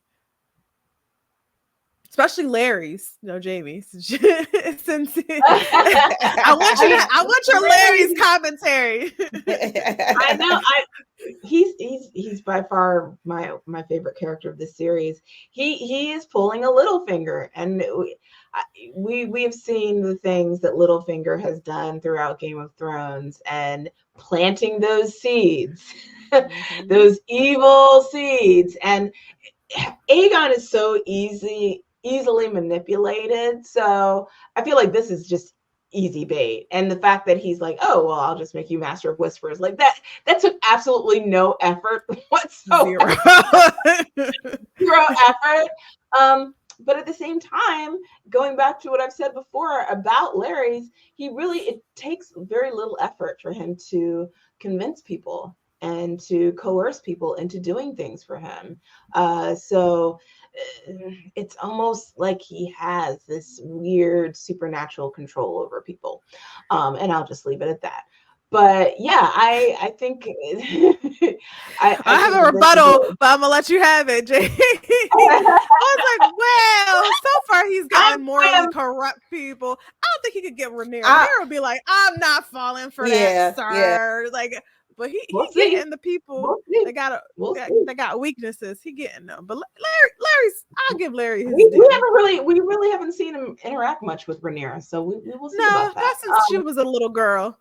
He tried to. He was trying to get at her, and she was just like, "Okay." Yeah, nice. but did he try? Did he try? Right. Just like, no, my guy's a heavyweight. You remember everything he does is intentional. Because someone pointed out with the spies that he hired. Why did he let Jaehaerys die? Because he had already had the spies planted in the Red Keep the night that Jaehaerys died. If he wanted Jaehaerys to live, he could have had those spies protect them. True. I highly doubt he didn't have intel on. I don't know. Again, I don't know if he's involved in that, but I just think that if he wants things done, he could get it done. If he doesn't want things done, then he's hands off. Everything is intentional with Larry's, is basically what I'm saying. So yeah, this Aegon is just so easily. He's a baby. He's like Play-Doh. You can just mold, So this was a great scene, and I just loved watching every bit of what Matthew Needham brings to Larry's, and I would love to see how this path of this character, where he goes, and who is next, who his next victim is that he manipulates and molds into his web of lies and deceit next. Like, he's got this nice spider web, and who is he going to be sticking next into his spider web? Because all the grains are there. So we'll see who's next. And now he got the title. Before he was doing that just for free. Now he got the title. Yeah. And I mean, who's to say that wasn't always on the master plan? Like, of course, that was on his agenda. So now it's like, okay, what's next for him? So yeah. And we got two Master Whisperers, right, in this episode. Technically, we got Massaria now on Rhaenyra's side. She got somebody with intel, and now Aegon got his person. So the chessboard is being laid out right now. There you go. Ryan, did you have any thoughts on that brief scene there? Any other additional?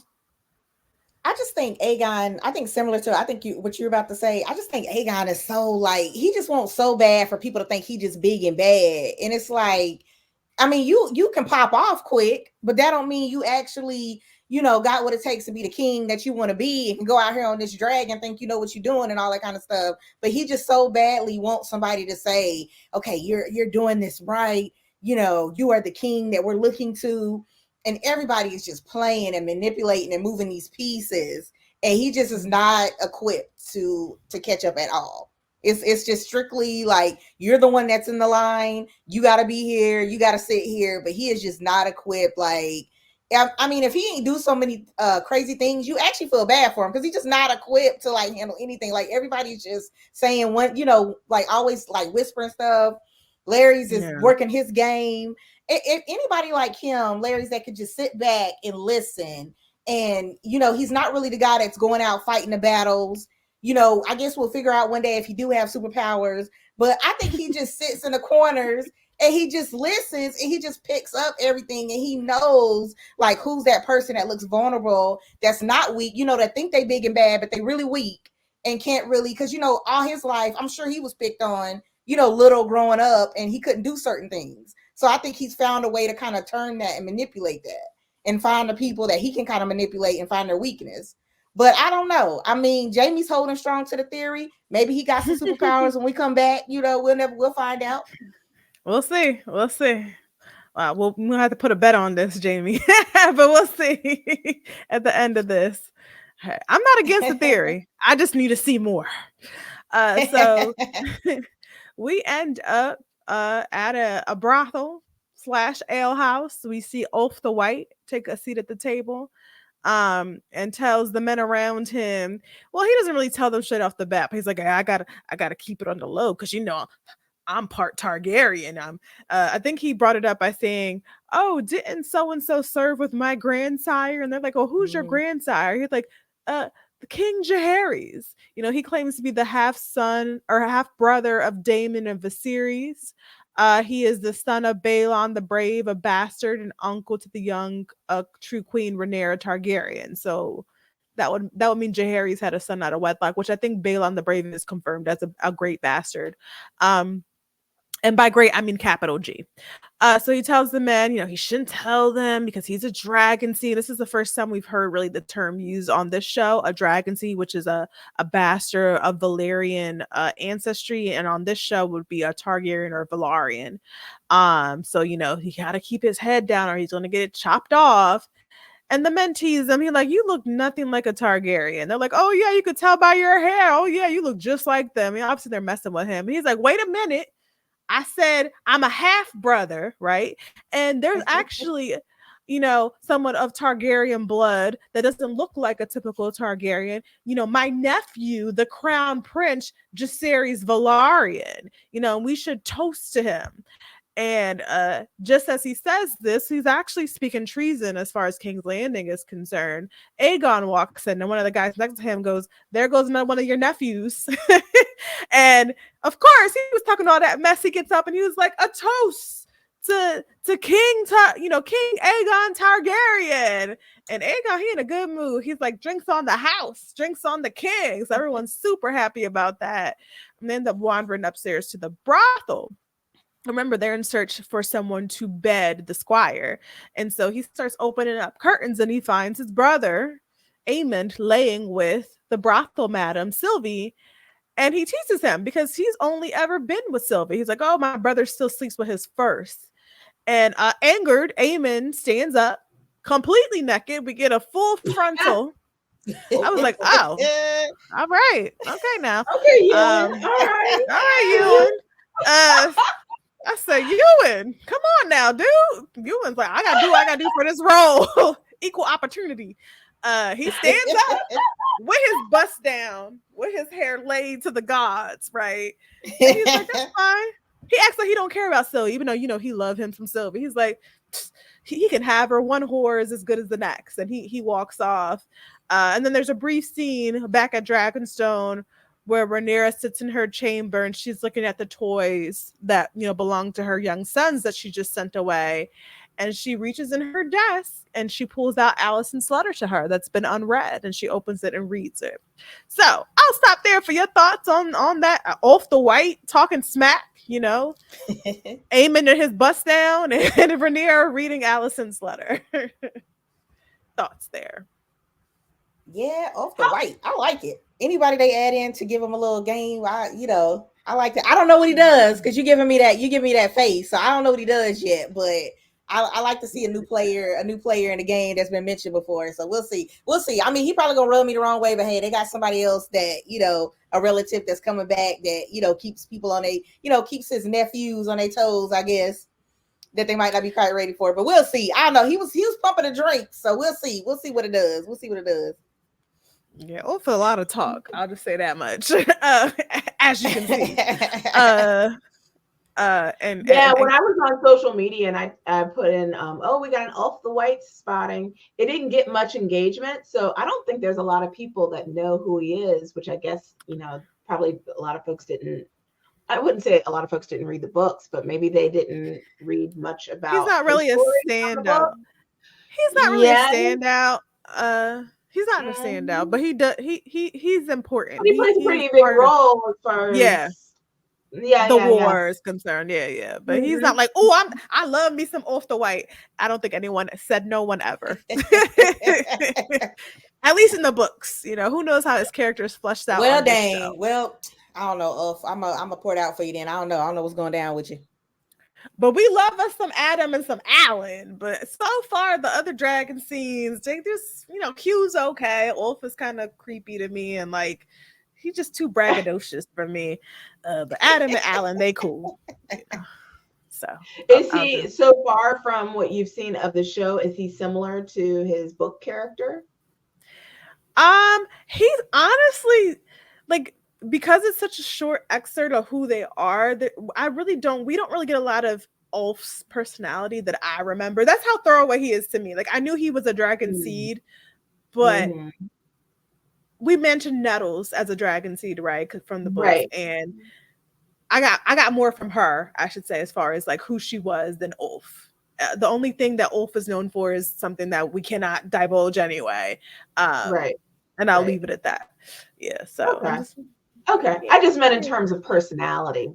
He doesn't have he doesn't have a kind of fleshed out. Yeah, he's not fleshed out that much in the book. He's just one of the dragon seeds. Yeah. So. I'm curious, how often, if any, does Aegon go to the brothel ale house and just like randomly drinks with the small commoners? Yeah. The commoners, yeah. Well, to me, that seems out of character for Aegon. Well, remember, Aegon used to sneak out all the time before he was the king, right? That's true, yeah. But he would go to the brothels, though, and just hook up with the chicks. He wouldn't really go and hang out with the but he's with his people. He's with his Kingsguard, right? He's with his secret service, technically, as far as we're concerned. Right. They're like, let's go. Wow, we got a young squire. We're bored. Let's see him bed. So I think it's just like, so night on the town. He don't go out there very often now as king, but he got his bodyguards. He good to go. Gotcha. I think that's the reasoning. Okay. Gotcha. So So I don't know. We all good on the commentary on this scene. I mean, it was. We just got a full frontal. That was something. That was something. I was like, okay, we doing this. I'm trying to think. Did we get full frontal on Game of Thrones in any scenes? We did get a full frontal, like right in your face shot of you remember the play within the play? There was an actor that like pulled it out and was like, do I have an infection? And we're like, we don't want to see that. We've seen that before. Okay. What was the reason? And there was actually some other very phallic scene in the background when he kept opening up curtains. If you go back, there's some scenes. I was like, they going all out back there. So just because we never rewatched this so much. Right. For our coverage, I unfortunately was like, I didn't catch that on my first viewing. I will point out though, I did think about with Aemon in that scene, besides like him trying to bear it all, you could tell when the comment that Aegon made, I was like both of you guys keep saying the foreshadowing. I was like, when he made that comment, I was like, oh God. I was like, that's not good, because the way he looked, the way his face looked, and how he just kind of stormed off, I was like, yeah, something ain't right. Oh, well, yeah, because Aegon was trying to embarrass his brother. Like, he's a buster. Well, yeah, but it's right, 100%. You can't be taking, like, if he's doing shots, you can't be taking that. But I'm just saying, right. Like, I think that was another notch in the step, But yeah, obviously, you ain't just gonna sit there and let him talk about you, in the bed with who you ain't coming in with his boys, his frat boys, the way you call them. picking on them. But you could just tell that was just another notch between these two brothers that already don't really have a relationship. That was just something else for him to just pile it up on. And you like, is that gonna come back? But yeah. Well, we'll get into why it comes back. But actually, for whatever reason, I think Aegon has said to his other Kingsguard, the only person he really trusts is Aemond. So he does have I think it's very one-sided. I don't think Aemond cares too much for Aegon. But Aegon, he loves his brother, even though he messes with him all the time and teases him. He's just he don't have a lot of self-awareness. That's clear. So we'll move on from that. And we go to, this is actually one of my favorite scenes of the episode. Gwaine, Kristen, and their scouting party are venturing north. Gwaine's talking about, we can stay at this inn for the evening. We'll be drinking and eating. There's going to be beautiful women there. Can't wait. And Kristen's like, first of all, Kristen not going for that because he's self-righteous. He's never going to admit that he indulges in anything. And honestly, the woman he sleeps with is back in King's Landing. And he's just like, yeah, that's all well and good. And then he realizes they're out in the open. He's like, wait a second, we're exposed. And, this is a bit of perfect timing. He looks up and who does he spot in the sky? He don't know who it is, but we know that is Bela on the back of her dragon, Moondancer. And she's out there. And she sees a glimpse of them down there. She sees their armor reflected. So she starts to plummet from the sky. They're like, dragons, head for the woods. Look, I love the scene because she gives chase. So they're running on their horses, but they can't really outrun the dragons. And Moondancer is coming in. And just as they reach the woods, Moondancer, just misses them, ends up flying up. I'm like, you should have went your carries. You should have killed them right then and there. But she was given strict orders, right? Don't engage. Stay out of the sight, stay out of the way. I don't think she really listened to that part. She was going to shake them up a little bit. And she does circle a bit because I think she just wants to make sure she saw who she saw. And they are terrified. They are shaking in their boots. They're like, shaking as the dragon starts circling round and around. And eventually Bela gives up and flies off. And Kristen's like, so we're going to move at night going forward under the cover of trees. And he tells Sir Gwaine, and no effing ends. We're not going for that.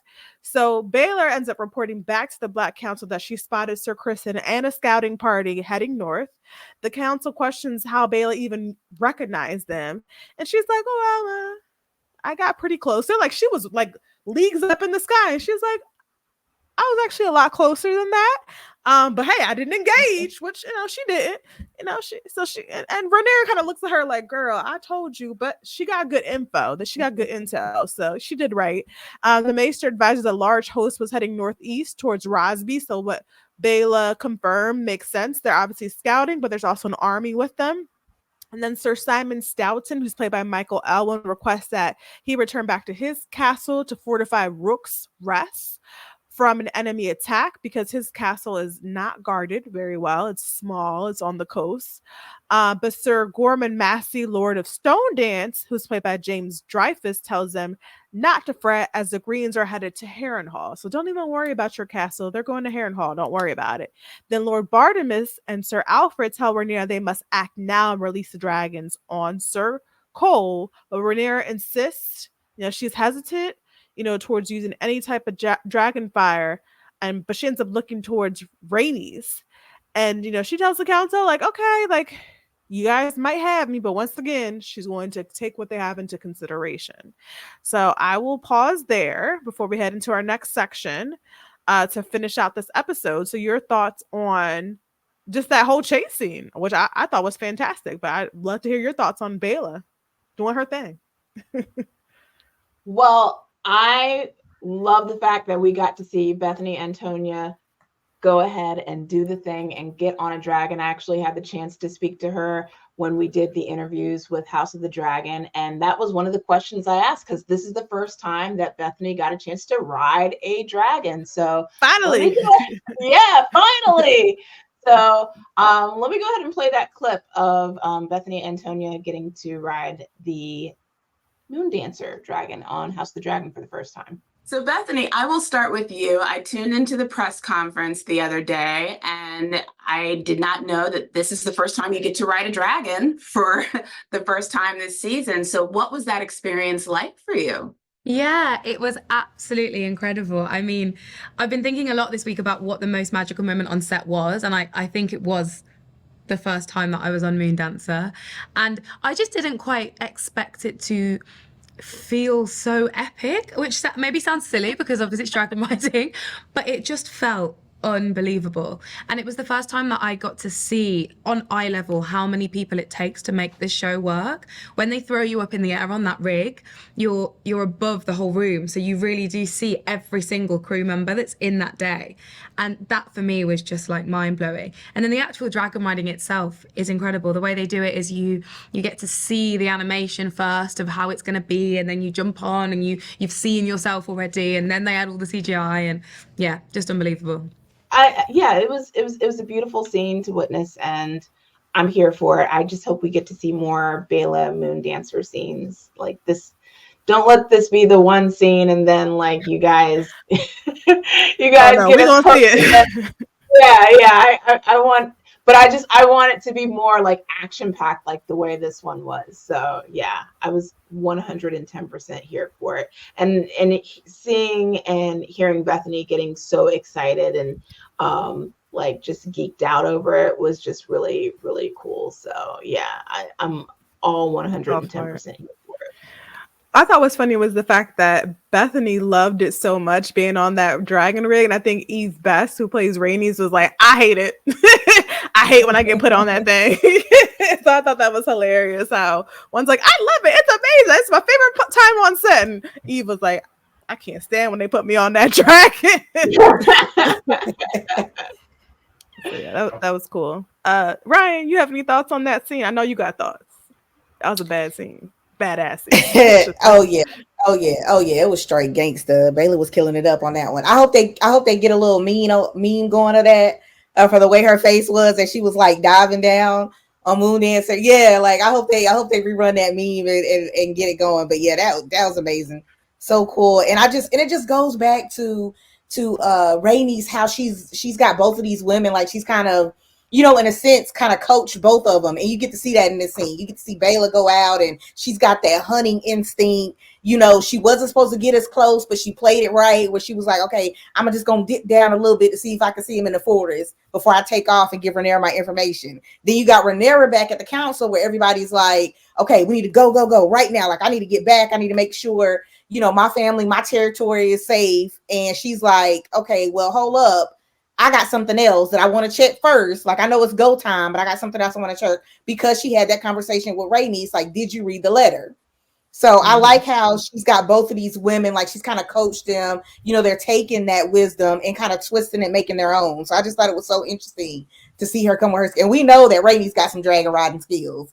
So I just love it. Yeah. For sure. Yeah. Yeah. And she did. And I like how Bela had the other moment, like you said, where I know everybody at the screen was like, no, just light them on fire. Go right now. Yeah. So, she was like, right now. I ain't gonna get carried away. I got a little close, but I ain't gonna get carried away. But I know everybody at the screen was like, just light it on fire. Do it. Yeah. It was interesting. Yeah, I love that she scared them. She definitely had them shook, but she still showed restraint, which is not a lot of people would not be doing that with dragons, right? And 100%, so I think 100%. that speaks to Bela's leadership and her maturity, is that she'll do just enough, but she's not going to cross the line, right? So she's like, hey, I did go down there, but I ain't touched nobody. So, I did love that. So we are going to go to her daddy, Damon, who we always said we keep forgetting that they're even related, because you don't act like no daddy. He don't act like nobody's daddy. Though he might be somebody's daddy online. So in his chambers, not my daddy, but like I said, they stand in Damon. They love him. They stand this child killer for sure. Yes, they love him some hubby uncle. Jamie's like, how dare you? Kill that baby. They stand the child killer. They sure do. Stand. But you know what? They were so happy when that dog survived. They're like, "Oh, I'm glad to see the dog." I'm telling you, that dog got some supporters out there, y'all. That dog got the supporters. Y'all upset about this dog, but meanwhile the child is dead and y'all ain't said nothing. What is wrong They with did y'all? not care. They did not care. Anyways, this fan base is hilarious. So anyways, Damon is he's in his chambers at Harrenhal. There's an unseen force attempting to push open his door, which is barricaded. Damon knows and they claim that he's safe there, but he's not playing no games. His sword is literally barricading the door. It's holding the two door handles shut. And here's a voice singing in the distance. So he takes his sword, he walks into the corridor, he enters a room, and he finds young Rhaenyra. So we get a cameo from Millie Alcock, who played young Rhaenyra in season 1. And she's singing, she's sitting in a chair holding the body of Prince Jaehaerys, and she's sewing his head back on his body. That was a little hard for me to watch. I'm not gonna lie. And she tells Damon, I always have to clean up your mess. As a single tear rolls down his face. So the fact that Damon cried, I do not know if this is him feeling guilty about the death of Jaehaerys, or if he's just shocked to see young Rhaenyra, in this waking dream. And then he finds himself in the Godswood at Harrenhal, and he sees Alice Rivers, who tells him he will die in this place. I don't know about you, but that's pretty ominous. So we just have one more scene. So I'm gonna get through this last scene, that we can wrap up. But in the library at Dragonstone Library, Rhaenyra asks Mysaria about the movements of the Queen Alicent, because Rhaenyra received a letter and read it, and Alicent expressed her grief over the death of Luke. And she actually wants to meet Alicent in person, because Alicent will unlikely not receive any message from her. She'll think there's some type of subterfuge. She's just like, I need to see her in person. And Mysaria tells her, the one place that she is allowed alone without her guards around is at the Great Sept of Baelor. So Rhaenyra hatches this. It seemed kind of a harebrained scheme to me, but she's desperate, She's trying to prevent this war. She travels in secret with Sir Stefan, disguised as a Septa, and he's a Septun. Sir Stefan they smuggle their way into King's Landing, go to the Great Sept of Baelor. Sir Stefan sits at the stairs with the rest of the Septons and pretends to read a book. And then Rhaenyra, dressed as a Septa, goes inside of the sept. There's so many similar words here, and she's concealing a dagger. Rhaenyra surreptitiously joins Alicent at prayer before, I think, the altar of the mother, and reveals herself. But before Alicent can run off, she threatens her with the dagger and says, I need to speak with you. And Alicent's like, if I cry out, they're going to get you. And she's like, yep, they'll probably take me and kill me, but not before I kill you first. So just sit here and talk to me. I was like, okay, well, that's the way to do it. So Rhaenyra tells Alicent she sought counsel from Rhaenys, and she believes, based on that conversation with Rhaenys, that Rhaenyra and Alicent can now make peace. She reminds them of their childhood, how much they hated violence. And then she recalls the time at the tournament back in season 1, how they kind of scoffed at all this violence around them, these men, essentially bludgeoning each other. And Alicent tells her, there is no peace. My son sits the throne. You are not the recognized queen.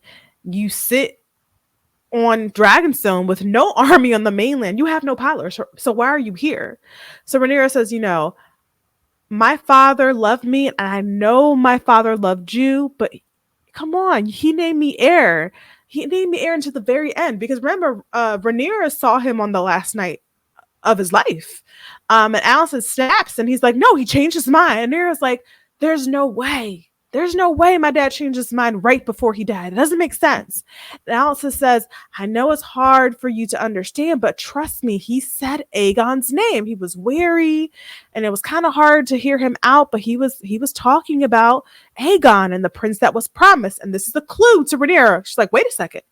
He talked to you about the Song of Ice and Fire? Alicent was like, what's that? She's like, it's a story, it's a story that my father told me. And it's a story about a dream that Aegon the Conqueror had. And this is when Alicent, you can see her internally in her mind realizing this is a mistake. Viserys never changed his mind. He was talking about Aegon the Conqueror. But at the end of the day, they went through all this to put Aegon on the throne.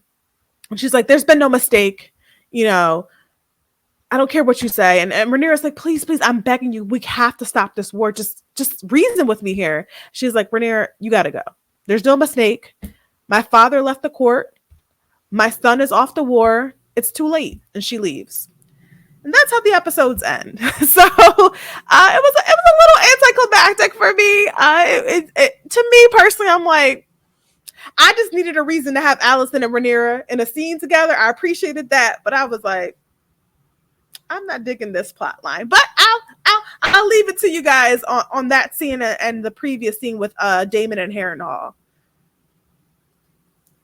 It was some weird stuff going on with Daemon and Harrenhal. I was like, what is going on? I was like, now he said he wasn't going to eat the food and stuff. What did he eat and drink and stuff? And like all the, you know, obviously, you have killed a kid now. I mean, it takes us, you know, shout out to Millie coming back, but it takes us back to like when we were all like, I mean, that is your niece. So, you know, like all of that stuff just compounded. I feel like in that moment that all that grief and stuff was coming back to him. But at the same time, I was like, what is he on? You know, it was just weird. Like the whole thing was just crazy. And you're in this damp, you know, Harrenhal, you know, I don't know, palace or castle, whatever you want to call it. And it's just not the vibe. Like it's just giving tragic all around.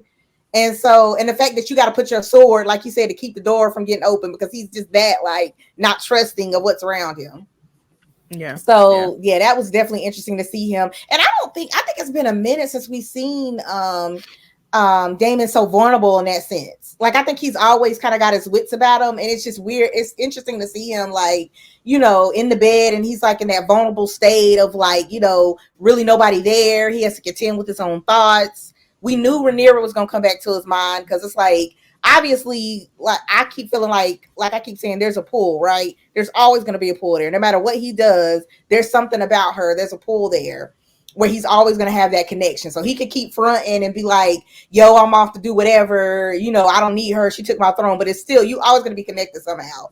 So he's never going to be able to escape that, you know, whatever he does to her. So I just thought that was interesting to kind of see him haunted there. Again, Matt killing the episode up. He's going from, you know, having fun at the table to now his like the grief is getting to him. The emotion is wearing him down. So I love how they play that out. Like you said, it was a little slow for me at the end. You know, I don't really know what, you know, Rhaenyra's plan of her sneaking in, had me on the edge of my seat. Like, please don't get caught. Please don't get caught. You know, like I was just so nervous, you know, even though she had the disguise on, I just didn't trust it. You know, and then Alicent seeing her after Alicent sending a note, because I think Alicent started like that, right? Like she was like, okay, if I send her this note, you know, maybe I can talk to her, maybe I can do something, you know. But now that Rhaenyra's like in that spot too, Alicent, you know, nobody's listening to her in the castle. She done lost control. Her kids are everywhere, so she's like, I don't even care anymore. Which is one thing too about Alicent that frustrates me, that she'll realize like what's going on and the problems, and she's like, oh well, it's too late. Like everybody's like we can't do anything. She still trucks on. Yeah. Like that's one of the things that I just cannot stand about her personality. I'm like, now you're sitting here having this whole conversation. Rhaenyra could get all the way like just stabbed, walking up the steps trying to go see you, and you just like, oh no, I mean, you know, it's fine that we made this mistake. You know, Aegon's doing like he's doing an amazing job on the throne or something. You know what I mean? Like this is just cool. So but I do think Rhaenyra needed that last little like, we'll see how it goes, but I think she needed that last little push. Like, okay, let me go back to my counsel and we got to talk about this. Because obviously I'm not talking to her. She lied about what my dad said. So what's my next step? So it's gonna be interesting. So at least we got that moment. A little slow, not really a lot of, you know, dragons and fire, but at least it was, you know, we get that moment where she get that last little check-in. Like, can I really talk to Alicent? Can I solve this peacefully? Clearly not. Exactly. Yeah, exactly. Yeah, I agree with you. We'll see. But Jamie, your thoughts on the Harrenhal and that interesting plot point at the end? Yes, is that sarcasm? Yes. I mean, I said it at the beginning. This episode was the more slower paced episode for me. So I felt that from beginning to end, quite frankly, not just this last part. But as far as going back to Daemon, I I feel like it could be one of two things as far as like these visions that he's having with a young Rhaenyra, which, by the way, cool seeing Millie Alcott coming back. Yes. I miss our young Millie, our young Rhaenyra. Young Rhaenyra. Yeah, and I hope we get to see our young Alicent, because I love what's her, gosh, I forgot her name. Carey. Emily Carey. I love Emily Carey. So anyway, it could be one of two things. It could be, as Ryan mentioned, like his past is coming back to haunt him, and he could be going through some kind of PTSD, and maybe he's dealing with some sort of like hallucinogenic state, or somebody could be drugging him. That could be causing these visions, you know? Or supernatural elements. It could be. Larry's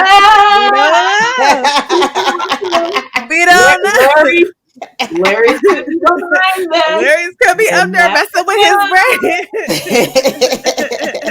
But no, I'm serious. Harrenhal's supposed to be haunted. That's been said since Game of Thrones originally.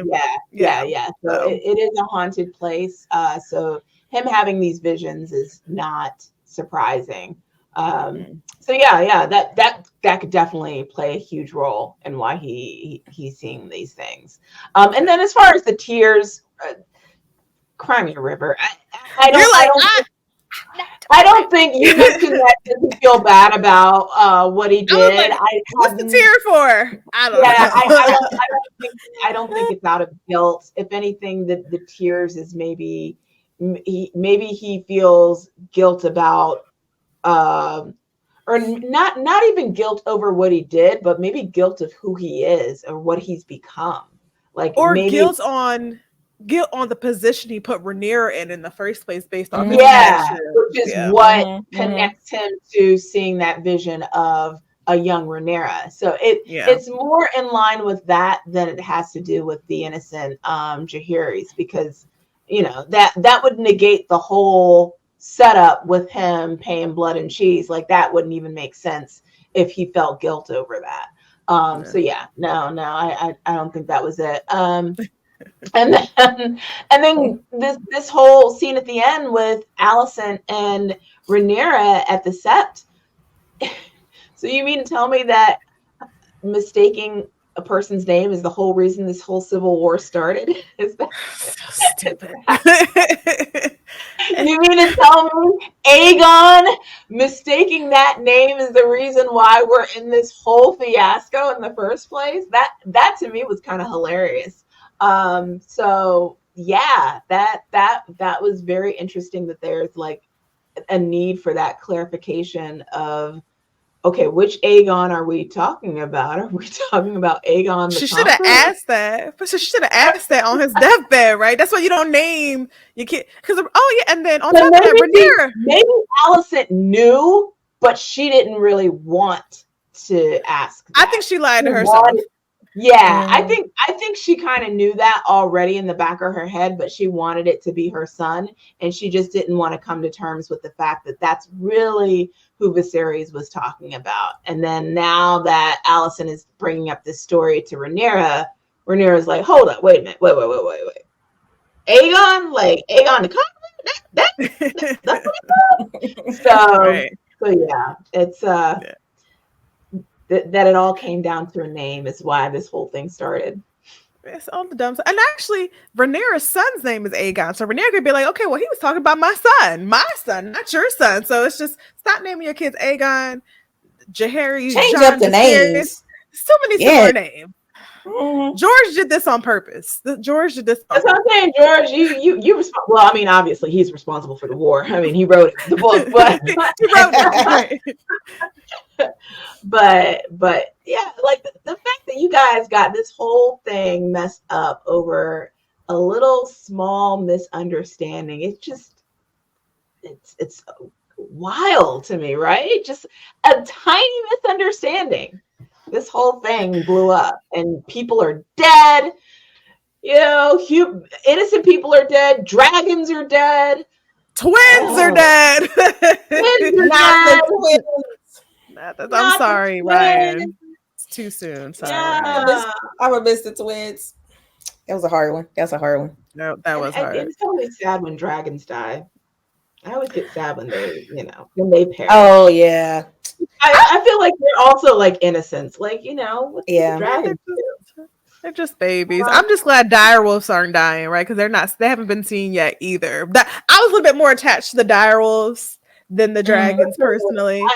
I legit cried when Sansa's direwolf died at the hands of Cersei in Game of Thrones. To me, that is still like the most upsetting that is the most upsetting scene of all of the history of television. Like that. Not Red Wedding. No, Lady dying. It was about the wolf. It was about Lady. Why? So now people mad about the dog that got kicked. So people are just as attached to the dog that got kicked, So now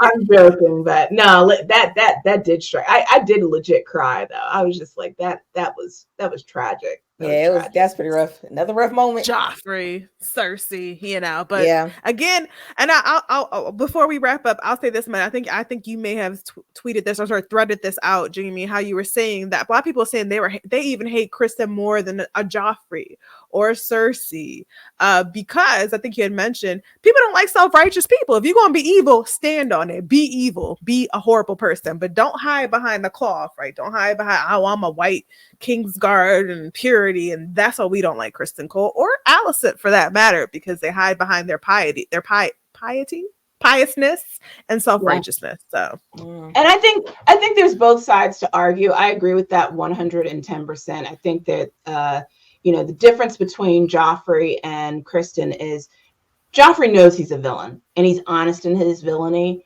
and Kristen hides behind it and he's a hypocrite, and people hate that about Kristen. But I also believe that there's recency bias here, and Joffrey at the end of the day is a far worse person than Kristen Cole. Of course. He shot innocent women 100%. with a bow. Like 100%. Kristen not knocking off prostitutes for fun. He's not for like kicks and giggles. So we got to remember that about Joffrey. If you want to go back and rewatch Game of Thrones to refresh your memory about the atrocities of King Joffrey, please do, because he was pretty bad. He is far worse than Kristen. But I get the hate. I do get the hate, and be nice to Bobby and Frankel, by the way. Don't nice, go right? on Instagram. Don't be mean. He's a really nice guy. So yeah. Well, that wraps it up, Jamie. I'll turn it over to you. Well, thank you guys for tuning in to this episode. Didn't you want to talk about the differences from the book? Oh, well, let me see. They're really, I'll say this much. I'm sorry, because this episode, it was slow, so it wasn't a lot to go off of. There was no plot for Rhaenyra to go back to King's Landing. So again, like I'm not crazy about that scheme they came up with to get them in the same scene. I get the purpose of like, yes, we get to see Alicent and Rhaenyra in the same room, but I was like, that's the best y'all can come up with. So I'm usually not critical at all of the writing on this show or the plot points. This one, I wasn't a fan. I did not like it. It was nowhere in the book. I think that really is the main takeaway that I would say as far as the books are concerned. We did set Ulf the White, and we get his character fleshed out a little bit more on this series, on this show. And there's more, but it goes into spoiler territory, so I can't say too much. But not much else. Not much going as far. Daemon and his visions. Is that something that is in the book? Him seeing a younger Rhaenyra? No, that's a further show. But Alice is very true to her character, and we will definitely see more from her. That's why I said keep an eye out. And there's very few throwaway scenes on this show, character interactions, just certain people. I'll just say keep an eye out because they will play a part. And if you want to be spoiled, then go read Fire and Blood. But even her appearance is very much true to the book. So I was like, oh, they did a pretty good job casting her. But yeah, no, nothing else that stood out for me. I don't even think I had that many notes as far as the book. I just was like, I don't like that plot point because that was not in the book. That was my note. There was no plot for Rhaenyra to meet Alicent as a final actor piece. That my standout. So sorry, writers. Yep, that's it. It'll for be me. interesting to see what everybody else says on social media about that, because I'm sure people will have their opinions and thoughts. So we look forward to your opinions and thoughts. Thank you for tuning in and using the hashtag DragonsYall. Do all the things. Follow us at Black Girl Nerds on Twitter, on Threads. If you have not done so already, please hit the notification bell. Subscribe to our YouTube if you just happen to find this video. And we put these out every week right after the broadcast of House of the Dragon. So we will see you rather next week. And thanks so much for tuning in. We'll see you next time. Bye. The Black Girl Nerds podcast is produced by Jamie Broadnax. The opening theme song to our show is written and performed by Samus. Various instrumentals are performed by Samus, Sky Blue, and Shubzilla. You can find various episodes of the Black Girl Nerds podcast on iTunes, Stitcher, SoundCloud, Audio Boom, Google Play Music, and Spotify.